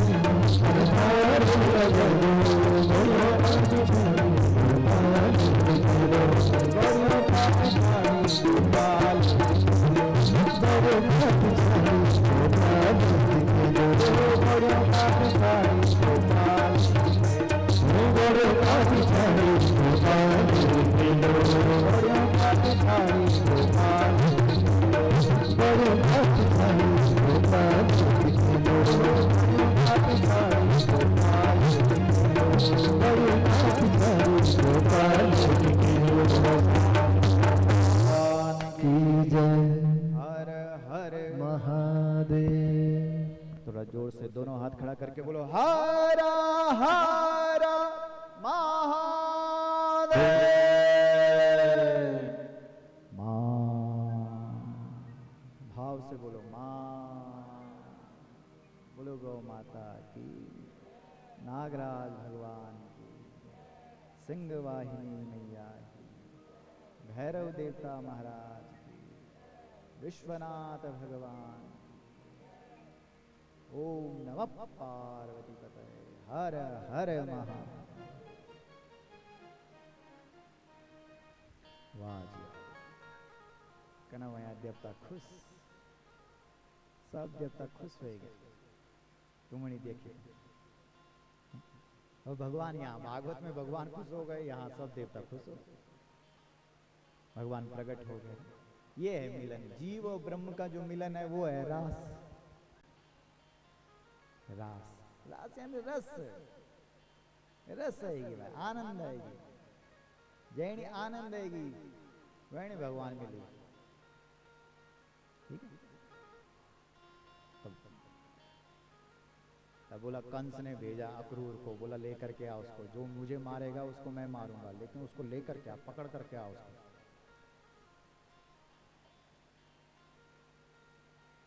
नंद बाबा और यशोदा को अक्रूर ने कहा तुम्हारा कृष्ण बहुत ही प्रसिद्ध है, उसको लेकर के मुझे अब मथुरा जाना है।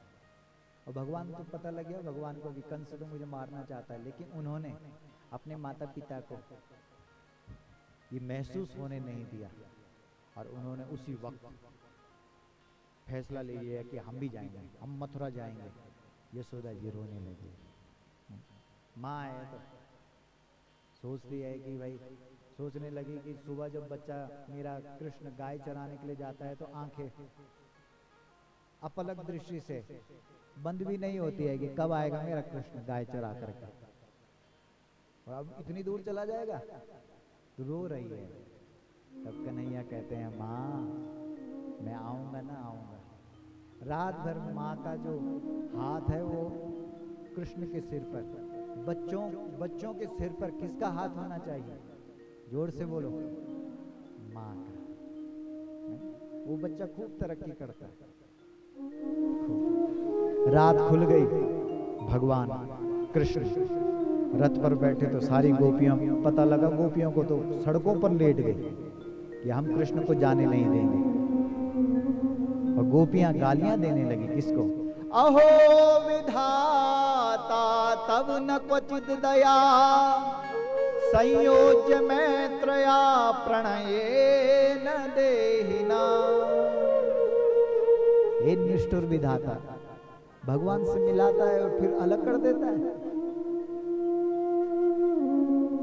भगवान कृष्ण सोचने लगे कि ये नहीं मानेंगे, तब गए दूर खड़ी राधा जी के पास और कहा राधा तू तो जानती है ना, मैं वृंदावन को छोड़ करके कभी नहीं जा सकता, इसलिए ये मेरी जो बांसुरी है और मेरी जो काली कम्बल है इसको पकड़। और तब फूंक मारी, किसने? राधा ने। किस पर? बांसुरी पर। और जैसे ही कृष्ण की दी हुई बांसुरी पर राधा के द्वारा फूंक मरी, वैसे ही राधा कृष्ण बन गई। कृष्ण और राधा में कोई अंतर नहीं है, राधा ही कृष्ण है और कृष्ण ही राधा है। राधा के द्वारा बजाई गई बांसुरी जैसे ही बज उठी, वैसे ही गोपियों ने सड़कों को छोड़ दिया और जहां बांसुरी बज रही थी वहां दौड़ करके गई, घेर दिया राधा को और राधा में ही कृष्ण का दर्शन करने लगी। और कृष्ण रथ पर बैठ करके मथुरा पहुंच गए। बोलिए नारायण भगवान की जय। वहाँ एक बगीचा है, वहाँ बैठे सारे ग्वाल बाल, नंद बाबा सब। नंद बाबा ने कहा भाई मेरा कुछ काम है, मैं हो करके आता हूँ, थोड़ा अपना काम निपटा करके आता हूँ, तुम यहीं रहना बैठे हुए। कन्हैया ने कहा हम बैठने वाले थोड़ी, हम तो कुछ ना कुछ करने वाले हैं, इसलिए जब तक तुम अपना काम करके आते हो इतने में हम भी मथुरा की गलियों को घूम करके आते। और कन्हैया जैसे ही गलियों में गए तो वहां की माताओं को जैसे ही पता लगा कि हमारे मथुरा में वही कृष्ण कन्हैया पहुंच गया है जो वृंदावन की गलियों में माखन चोर के नाम से प्रसिद्ध है। बोलो माखन चोर भगवान की जय। सबने दूध दही मक्खन घी ने खूब उड़ेलना शुरू किया। अरे जो भगवान के भक्त होते हैं, जब उनको पता लगता है कि कोई कृष्ण भक्त आया है तो दूध दही घी की कोई कमी नहीं। आजकल पुरवाल गांव में दूध की नदियां बह रही है, क्योंकि कृष्ण की कथा आई है। तो कन्हैया के और ग्वाल वालों के सबके कपड़े खराब हो गए। कन्हैया ने देखा तो अरे भाई अब क्या होगा। आगे गए तो देखा एक धोबी, उसके सिर पर कपड़ों का गट्ठर। अरे भैया ये कपड़े दिखाओ तो हम पहनते हैं, हमारे कपड़े खराब हो गए। उसने कहा कहीं गंवार कहाँ से आ गए, तुम्हें पता है कि कंस के कपड़े हैं, ये राजाओं के कपड़े हैं, तुम जैसे गांव के लोग पहनोगे क्या इसको? कन्हैया ने कहा अच्छा ठहर जा तू, अभी अभी बताते हैं। कन्हैया ने कहा ये तो पूर्व जन्म का धोबी है जिसके कारण से हमने सीता जी को जंगल में छोड़ दिया था। उस समय हम मर्यादा पुरुषोत्तम थे, उस समय हम सीधे थे, लेकिन द्वापर युग का जो कृष्ण कन्हैया है वो सीधा नहीं है, वो टेढ़ा है। मारा एक थप्पड़ जबरदस्त खींच करके धोबी के कान के नीचे, धड़ से सिर अलग हो गया और एक दुकानदार के तराजू के पलड़े पर। सबने अपनी अपनी दुकानें बंद कर दी। कपड़ों का गट्ठर, कपड़े पहने लेकिन वो अनफिट थे, फिटिंग के नहीं थे। आगे गए तो एक दर्जी दिखाई दिया। दर्जी ने कहा कि तुम वही हो जिसने एक ही थप्पड़ से धोबी का सिर उड़ा दिया? बोला हाँ, ऐसी मशीन चलाई उसने, किसने? टेलर ने, दर्जी ने। सबके कपड़े ठीक कर दिए और भगवान को कहा कि हम पर बहुत बड़ी कृपा हुई जो आपने हमको सेवा का मौका दिया।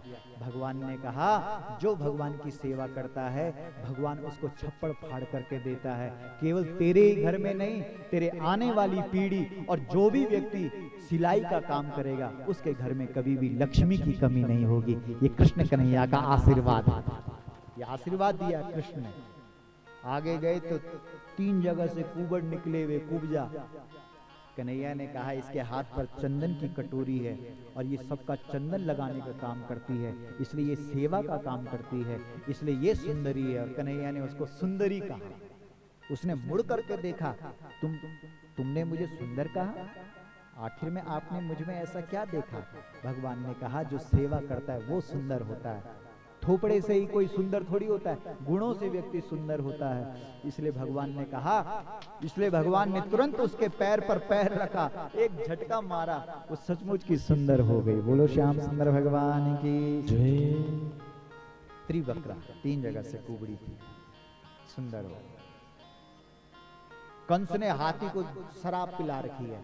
सीधी सी बात यह है कि हाथी जानवर है, पहले वो जानवर है, उसको और जानवर बना दिया। जब व्यक्ति शराब पीता है तब वो जानवर बन जाता है बस। जब लोग कथा सुनते हैं हमारे तब बोलते हैं महाराज जी बहुत अच्छी कथा करते हैं। और जब हम घूमने के लिए जाते हैं तब जब घुटकी लगा देते हैं तब बोलते हैं कहाँ है वो महाराज का बच्चा, इधर लाओ उसको हमारे सामने। तो इसका मतलब जब तक हमने पी नहीं तब तक हम देवता बनते हैं। जो शराब नहीं पीता है उसके अंदर देवत्व प्रकट होता है, और जब व्यक्ति शराब पी लेता है तब उसके अंदर असुरत्व प्रकट हो जाता है। कसूर उसका नहीं है, कसूर किसका है? उस बोतल का है, उस शराब का है। इसलिए देवताओं के हिस्से अमृत है और असुरों के हिस्से शराब। इसलिए हाथी को शराब पिला दी। उस हाथी ने कृष्ण और बलराम की तरफ जैसे झपट्टा मारा, दोनों भाइयों ने हाथी को पटक दिया। अंदर घुसे बड़े बड़े युद्ध करने वाले सल तोसल, ताल ठोकने लगे। बोला हमारे पास आओ, हमसे लड़ो, मल्ल युद्ध करो हमारे साथ। कन्हैया ने कहा हम तो बाल हैं। बोला तुम बाल नहीं हो, हमें तुम काल दिख रहे हो। तो भगवान ने कहा यार गजब की बात है। इसका मतलब किसी के लिए हम बाल हैं तो किसी के लिए हम काल हैं। जो हमको काल के रूप में देखेगा उनके साथ हम काल जैसा बर्ताव करेंगे, और जो हमको बाल के रूप में देखेगा उनके साथ हम बाल कृष्ण बन करके प्रकट हो जाएंगे। बोलो बाल कृष्ण भगवान की जय। बस पटक दिया। 4 जो योद्धा थे धरती पर सुला दिया। ऊंचे मचान पर कंस बैठा हुआ। भगवान ने मारी छलांग, छाती पर रखा पैर, खींचे बाल और उसके प्राण ही निकल गए। अरे जो अधर्मी लोग होते हैं, जो पापी लोग होते हैं, वो तो मरे हुए के समान है। हाथ लगाने की बस थोड़ा हाथ लगाओ गए हो। इसलिए ताकत तो धर्म की होती है। किसकी होती है? धर्म की। कंस मर गया, जो जेल में बंद माता पिता ने। कंस कौन है? जिसने अपने बाप को भी जेल में डाल रखा है। कृष्ण कौन है? जिसने अपने माता पिता को जेल से छुड़ा दिया है। जो जेल से छुड़ा सकता है वो कृष्ण है, जो जेल में डाल देता है वो कंस है। इसलिए माता पिता रोने लगे अपने बच्चे को देख करके। दूध की धारा बहने लगी देवकी माता की। आहा, नंद बाबा को किसी ने कहा कि अरे भाई तुम्हारा बच्चा नहीं है, वो तो वसुदेव और देवकी का है। रोने लगे नंद बाबा। इतने में भगवान कृष्ण दौड़ करके आए, अपने बाबा को, नंद बाबा को दिल से लगाया और कहा, बाबा अरे दुनिया के लोगों को क्या पता, केवल पेट से पैदा करने ही मात्र से वो माँ बाप नहीं होते हैं। माँ बाप वो भी होते हैं जो अपने बच्चों को संस्कार दे करके बड़ा करते हैं। और मेरे बाबा नंद ने मुझे संस्कार दिए हैं, मेरे बाबा नंद ने मुझे बड़ा किया है, दूध पिला करके मुझे होनहार बनाया है, बुद्धिमान बनाया है, इसलिए आप भी मेरे माता पिता। बाबा नंद को भेजा और उसके बाद गुरुकुल में गए और वहां 64 दिनों में गुरुदेव की इतनी सेवा की कि सारी शिक्षा दीक्षा ग्रहण की। और शिक्षा लेने के बाद गुरुदेव के चरणों में भेंट करना चाहते हैं। गुरु माता ने कहा, अरे देना ही चाहता है तो मेरा मरा हुआ बेटा वापस ला। समुद्र में गया था, लेकिन कन्हैया ने कहा कि गुरु का जो ऋण होता है वो इतना होता है कि उसको कोई चुका नहीं सकता है। इसलिए कन्हैया समुद्र में गए और जब समुद्र से बाहर आए तो गुरुदेव का जो मरा हुआ बेटा था उसको जिंदा करके आए। गुरु माता ने कहा, आज तूने मेरा वो काम किया है बेटा, आज दिल से आशीर्वाद दे रहे हूँ। और ये गुरु माता का आशीर्वाद देखना युग युगांतरों तक चलेगा। और क्या दिया आशीर्वाद की, जब तक भारतवर्ष में गंगा और यमुना की धार बहती रहेगी तब तक कृष्ण कन्हैया तेरे नाम का डंका बजता रहेगा। बोलो, सबसे ज्यादा कृष्ण कथाएं इस देश में होती है कि नहीं होती? होती है।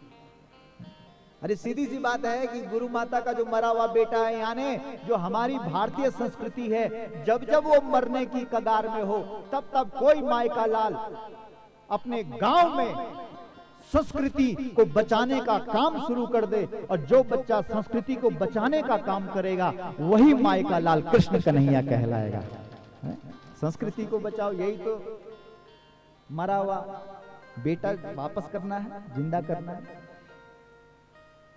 बस इसके बाद अब कृष्ण का जन्मोत्सव है भाई। जन्मदिन के दिन उनको अपनी माँ याद आई है, धरती याद आई है। उन्होंने अपने मित्र उद्धव को भेजा है। उद्धव जब गए वहां तो देखा, सबको रोते हुए देखा। निस दिन बरसत नैन हमारे, सदा रहत बारिश ऋतु हम पर, जब से शाम सिधारे। यशोदा जी ने जब गायों के आंखों के आंसुओं को दिखाया, गोपियों को दिखाया, तब उद्धव की समझ में आई। यमुना के किनारे जब गोपियां रोते हुए जब भौरे के गुंजार में भी कृष्ण कथा सुन रही है, तो उद्धव ने कहा कि हम तुमको ज्ञान का उपदेश देते हैं, निर्गुण है, निराकार है। तो गोपियों ने कहा, अगर निर्गुण निराकार है तो दिखा तो दो, एक बार दर्शन तो करवा। बोला दिखा नहीं सकते हैं। बोला जब दिखा नहीं सकते हैं तो ऐसा कैसा भगवान है, लेकिन हम तुम्हें अपने परमात्मा का दर्शन करवा सकते हैं, हम कृष्ण का दर्शन करवा सकते हैं। ये देखो, पेड़ों में कृष्ण है, पत्तों में कृष्ण है, धरती में कृष्ण है, मिट्टी में कृष्ण है। और अगर इसका प्रत्यक्ष रूप देखना है तो उत्तराखंड की धरती में जाओ और वहां देखो, हर एक पत्थर में भगवान शंकर का रूप दिखाई देता है। बोलो शंकर भगवान की जय। यहाँ देवता लोग कैसे प्रकट हो जाते हैं तुरंत, है ना? ये बात बताई है। और तब कहा है कि इस उद्धव ने कहा कि मैं वैसे ज्ञान देने के लिए आया था, लेकिन पहली बार मुझे लगता है कि मुझे ज्ञान देना नहीं चाहिए, मुझे ज्ञान लेना चाहिए। इसलिए मैं स्वयं तुम्हारा शिष्य बन करके यहाँ से जा रहा हूँ। पादुरेण अवीक्षण सहा, तुम्हारे जो चरणों की जो धूल है उसको अपने माथे पर लगा करके अपनी किस्मत को बदलते हुए मैं यहाँ से जा रहा हूँ। और तब उद्धव जी कृष्ण के पास पहुँचते हैं, तब वहाँ का प्रेम सुनाते हैं। तो भगवान भी यही चाहते हैं कि भाई कि उद्धव का जो प्रेम है वो इसके हृदय में प्रकट हो। तो प्रेम प्रकट हो चुका है। अब सुनो, अब देखो, अब आ रहा है उत्तरार्ध कथा। उत्तरार्ध में जरासंध की कथा है। जरासंध ने कृष्ण के साथ 17 बार आक्रमण किया। जरा यानी बुढ़ापा, संध यानी जोड़। जब बुढ़ापा आता है तो संध यानी जोड़ जोड़ में दर्द होता है। 17 बार मृत्यु अपना संकेत भेजती है, ये मैं आ गया हूं, ध्यान रखा, अब तो भगवान को याद कर। नहीं, बाबा अब नी दिखण लग्यो, नी सुणण लग्यो, जिबड़ी पर जो चीज रखदा अब स्वाद नहीं आनो। ये सब क्या है? जरा बुढ़ापा, बुढ़ापे के संकेत हैं ये। 17 बार आक्रमण करता है। 18वीं बार काल्यवन को लेकर के जरासंध आया, आक्रमण किया, भगवान भागे वहां से। कहां? रण छोड़ बने, प्रवर्षण पर्वत पर। वहां देखा मुचकुंद राजा लेटा हुआ। कन्हैया को इतना गुस्सा आया, जो दिन के समय सोता है, जिसका काम सोने का ही है, सबसे ज्यादा अगर रुष्ट होता है। हम एक किताब पढ़ रहे थे, हमारे पास सब लिखे हुए हैं। बोला जो अकर्मण्यता है वो जितना मर्जी पूजा कर दे, उसकी पूजा भगवान स्वीकार नहीं करता है। जो व्यक्ति कर्मशील व्यक्ति होता है, परमात्मा उसी के हाथों की पूजा स्वीकार करता है। इसलिए कर्म ही धर्म है। इसलिए मुचकुंद राजा को जब सोते हुए देखा तो भगवान ने अपनी पीतांबर उसके ऊपर डाल दिया और काल्यवन ने उस पर कृष्ण समझ करके जोर जोर से लात मारी। तो मुचकुंद की आंखें खुली और उसके तेज से काल्यवन खत्म हो गया। कन्हैया ने कहा चलो ये भी बढ़िया हो गया जो काल खत्म हो गया, मर गया नहीं। और मुचकुंद को कहा कि इन आंखों को आप खोले ही रखना, ये क्या बंद करके। तब ज्ञान हो गया मुचकुंद राजा को। गुप्त रास्ते से द्वारिका में गए हैं और द्वारिका में हमारे बलदाव भैया का धूमधाम से रेवत की कन्या रेवती के साथ विवाह हुआ है। और अब हमारे कृष्ण कन्हैया का विवाह का नंबर आ गया है। बोलो द्वारिकाधीश भगवान की जय। जय द्वारिकाधीश। जय द्वारिकाधीश। और जोर से बोलो जय द्वारिकाधीश। जय द्वारिकाधीश। वाह, रुक्मणी जी की कथा, रुक्मणी जी की कथा आ रही है। अरे रुक्मणी जी ने भगवान की कथा सुनी और भगवान की हो गई। क्यों? ये लगा ना करंट, जिस पर करंट ही नहीं लगा, जिस पर करंट ही नहीं लगा उसने क्या कथा सुनी? क्यों? अब ये माता जी हम पहले दिन से देख रहे हैं, इनका नाम क्या है? बिमला माता। देखो पहले दिन से देख रहे हैं हम और आज आखिरी दिन है, वैसे ही खुश है, प्रसन्न है बिमला माता। तालियां बजाओ इस माता के लिए। रुक्मणी बन गई ना बिमला माता, अब रुक्मणी बन गई। और जब एक बार आपको कृष्ण नाम का नशा लग जाए, उसका रोग लग जाए, उससे प्यार हो जाए, तब आप कृष्ण के बगैर रह नहीं सकते हैं। इसलिए माता पिता ने जब विवाह के लिए जब शिशुपाल से रिश्ता जोड़ना चाहा तो रुक्मणी ने तुरंत चिट्ठी लिखी। किसके नाम? गोपाल के नाम। गोपाल के नाम। किसके नाम? गोपाल के नाम। बोला मैं नहीं चाहती हूं कि मेरा संबंध उन लोगों से हो जो केवल संसार चलाने वाले हैं, जिनका ध्यान केवल संसार की संपत्ति से हो, जो इसी संसार में फंसना चाहते हैं। उन लोगों से मैं नहीं चाहती कि मेरा संबंध हो। मैं तो परमात्मा से अपना संबंध जोड़ना चाहती हूं। इसलिए बड़े सुंदर श्लोक लिखे हैं। श्रुत्वा गुणान भुवन सुंदर शृण्वतां ते निर्विश्य कर्ण विवरै हरतो तापम। जब से मैंने आपकी कथा सुनी है, मैं आपकी ही हो गई हूं और अब मैं आपके बगैर नहीं रह सकती हूं। ये जीवन मैंने आपको समर्पित कर दिया है। भाई एक ब्राह्मण देवता के हाथों वो चिट्ठी पहुंची है कृष्ण तक। यानी ब्राह्मण कौन क्या काम करता है? वो जीव की चिट्ठी परमात्मा तक पहुंचाता है और परमात्मा का संदेश हम तक पहुंचाता है। उसी का नाम ब्राह्मण है, उसे कहते हैं ब्राह्मण। जिसके अंदर वो शक्ति जो समझता है भगवान की बातों को और भगवान की बातों को आप तक पहुंचाए और आपकी बात को कहां पहुंचाए? भगवान तक। इसलिए ब्राह्मण देवता ने उस चिट्ठी को भगवान तक पहुंचाया और कहा कि ले प्रभु तेरे नाम की चिट्ठी। भगवान ने जैसे ही पढ़ी वो बोला रथ पर बैठ महाराज। ब्राह्मण देवता को बिठाया और पहुंचे वहां। और रुक्मणी जी देवी भगवती के मंदिर में पूजा करने के लिए पहुंची हुई है। बस कन्हैया ने पीछे से इशारा किया, कहा देवी पहुंच गए। रुक्मणी जी ने अपना हाथ भगवान के हाथ पर दिया और भगवान ले गया। बोलो श्याम सुंदर भगवान की जय। शिशुपाल देखता ही रह गया। शिशुपाल है, ये सब पियक्कड़ है। कृष्ण इधर भागा, ये इधर भाग रहे हैं, उल्टा, उल्टी दिशा। उल्टी दिशा में कौन? जो रुक्मणी का भाई है रुक्मी, वो सही दिशा में भागा। भगवान ने रथ को रोका और उसके बाल पकड़े और तलवार निकाली और जैसे ही उठाई वैसे ही रुक्मणी ने कहा मेरा भाई है, मारना मत। अरे भगवान ने कहा मारेंगे थोड़ी, हम तो सोच रहे थे कि जिस रुक्मणी के लिए हम इतनी दौड़ धूप कर रहे हैं कहीं वो गूंगी तो नहीं है, लेकिन तुम्हारी जुबान है, तुम बोल पा रही हो, ठीक है ठीक है, हम मजाक करेंगे। और आधे बाल काट दिए और आधी दाढ़ी काट दी। इसलिए तब से फैशन ही चल पड़ा। कई लोगों को देखा होगा आपने आधी दाढ़ी रखने का। भोजगढ़ नाम का अलग नगर बसाया, वहां रहा। और तब बलदाऊ भैया ऐन मौके में जो काम आए वही तो भाई है। इसलिए जब शिशुपाल की वो सेना जब कृष्ण से लड़ने के लिए आई, उसी समय बलदाऊ भैया सेना लेकर के पहुंचे और सबको परास्त किया। और तब धूमधाम के साथ कृष्ण कन्हैया और रुक्मणी का विवाह हुआ। बोलो श्याम सुंदर भगवान की जय, नारायण भगवान की जय। तो ऐसे ही विवाह हुआ। कितनी है कृष्ण की पटरानियां? पटरानी है 8 और टोटल है 16,108। और अभी भी लगी हैं सब बाट। पूर्ण है भाई, अभी भी सब लगे नहीं। 8 प्रकृति का वाचक है।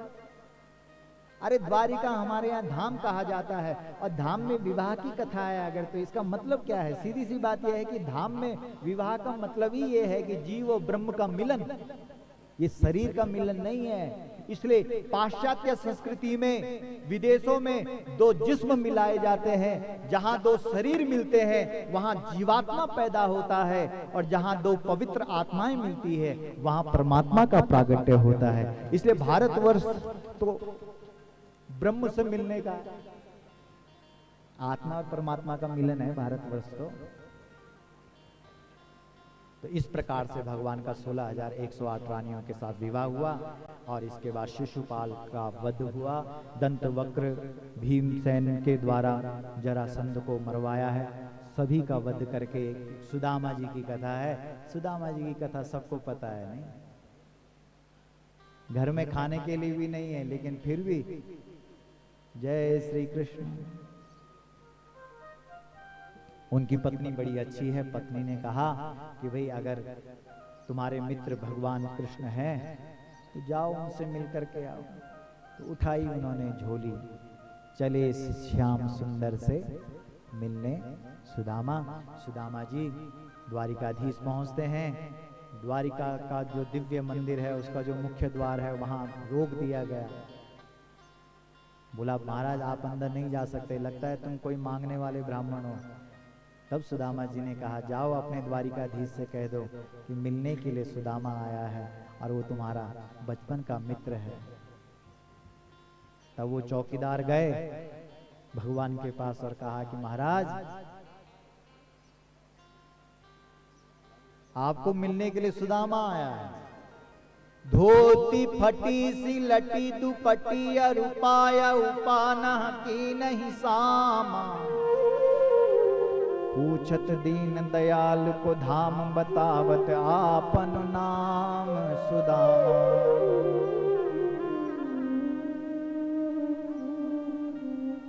बोला महाराज धोती फटी हुई है, सिर पर कपड़ा नहीं है, लेकिन चेहरे पर मुस्कान है और चेहरे से आपका ही नाम निकल रहा है। भगवान ने कहा ऐसा जो प्रेमी है उसका नाम क्या है? बोला सुदामा है। और जैसे ही भगवान ने सुना कि मेरा मित्र सुदामा आया है, 4 पटरानियां इधर गिरी, 4 इधर गिरी और छलांग मारते हुए भगवान उछलते कूदते हुए सीधा चिपक गए सुदामा से और सुदामा को उठा करके उस आसन पर बिठा दिया जिस आसन पर स्वयं विराजमान होते थे। बोलो कृष्णचंद्र भगवान की जय। और तब अपने आंखों के आंसुओं से सुदामा जी के पैर धो दिए। अपने दांतों से कांटे निकाले हैं। किसने? भगवान ने। भगवान कृष्ण ने अपना मुख लगा दिया कृष्ण सुदामा जी के पैरों पर। सुदामा जी ने कहा कि दुनिया क्या कहेगी कि द्वारिकाधीश, द्वारिका का मालिक और एक ब्राह्मण के पैरों पर अपना मुख लगा रहा है। तो भगवान ने कहा अरे ब्राह्मण का इतना महत्व है कि स्वयं परमात्मा भी अगर उनके चरणों पर अपना सर झुका दे तो उससे ही परमात्मा की भी बड़ाई होती है। भगवान भी बोला हमेशा नतमस्तक हो जाते हैं ब्राह्मणों के आगे। तब बोला भैया कुछ लाए हो कुछ खाने पीने के लिए हमारे लिए? अरे बोला तुझे क्या देना है, तेरे पास किसी चीज की कमी है क्या? सोने का बंगला है, खाने की कई सामग्रियां हैं। और वो पोटली छुपाने लगे। कौन सी? वो जो चावल वाली पोटली दे रखी है पत्नी ने। सोचने लगे इन तंदूल की क्या कीमत है, लेकिन गड़बड़ करने लगे। कौन? सुदामा जी। वो नहीं दे रहे थे। भगवान ने कहा जब तक ये देगा नहीं तब तक इसकी किस्मत नहीं बदलेगी, क्योंकि इसने बचपन में जब गुरु माता के दिए हुए चने अकेले खाए थे तभी तो दरिद्रता आई। इसलिए भगवान उसकी दरिद्रता को मिटाना चाहते हैं। इसलिए भगवान ने छीन लिए वो चावल, तितर बितर हो गए। बोला एक मुट्ठी चावल, जल्दी से सारे चावल इकट्ठे करके वो एक मुट्ठी बनाओ। और एक मुट्ठी चावल जैसे ही कृष्ण के हाथ पर आए, कन्हैया ने उसको मुख में डाला। भगवान बड़े प्रसन्न हुए। दूसरी मुट्ठी चावल की जैसे ही खाने लगे, रुक्मणी ने हाथ पकड़ लिया। भगवान ने हाथ को रुक्मणी के हाथ से हटा दिया और कहा कि रुक्मणी तू कौन होती है मुझे ब्राह्मण के द्वारा दिए गए चावल को खाने से रोकने वाली? खाने दे मुझे। तेरे ऊपर भी एहसान है इन ब्राह्मणों का। अगर ये ब्राह्मण न होते तो तेरे द्वारा लिखी गई चिट्ठी मुझ तक नहीं पहुंचती। अगर द्वारिका की अगर तू आज महारानी बन करके अगर खड़ी है, चौखट पर अगर तू आज बैठी हुई है, खड़ी है, तो इसके पीछे ब्राह्मणों का आशीर्वाद है। रुक्मणी माता ने कहा मैं ये नहीं बोलती हूँ कि तू चावल मत खा, हे मेरे मालिक है मेरे स्वामी, खाओ खूब खाओ, लेकिन ये तो बताओ कि जब पहली मुट्ठी में तुमने सब कुछ दे दिया, द्वारिका की संपत्ति भी कृष्ण के नाम कर दी, तो ये दूसरी मुट्ठी में क्या दे रहे हो? अब क्या बचा?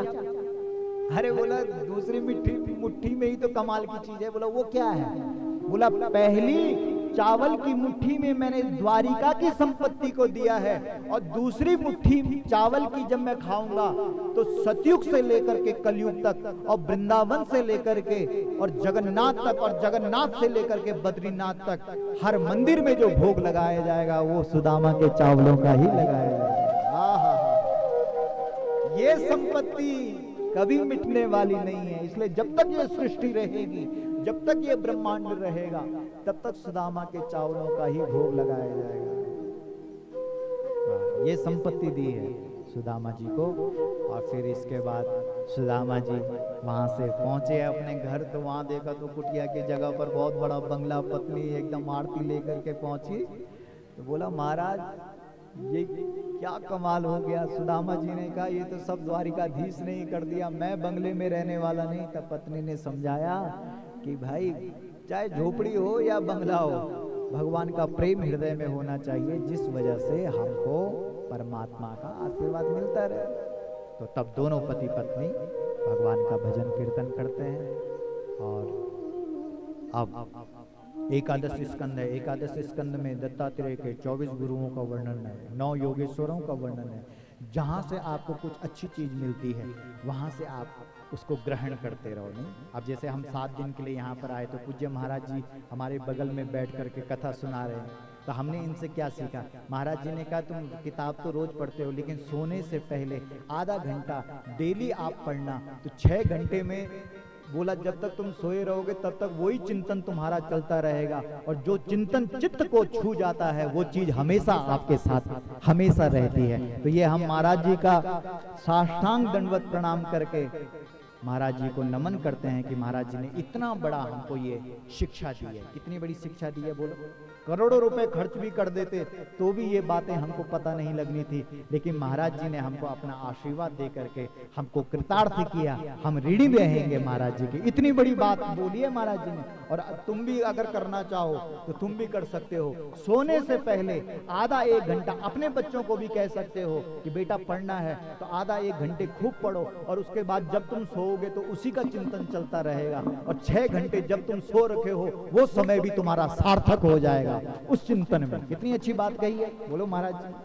हम नमन करते हैं, प्रणाम करते हैं। तो यही तो है दत्तात्रेय के 24 गुरु। जहां से जो चीज दिखाई देती है वहां से वो चीज ग्रहण की। द्वादश स्कंद में कलयुग का वर्णन है, और कलयुग में जो हो रहा है वो सब आप देख रहे हैं। लेकिन एक गजब की बात कही है, क्या? मेरे साथ बोलो, नाम संकीर्तनम यस्य, बोलो, नाम संकीर्तनम यस्य, नाम संकीर्तनम यस्य सर्व पाप प्रणाशनम, सर्व पाप प्रणाशनम, प्रणामो दुख शमनः, प्रणामो दुख शमनः, तम नमामि हरिं परम, तम नमामि हरिं परम, तम नमामि हरिं परम। तम नमामि हरिं परम।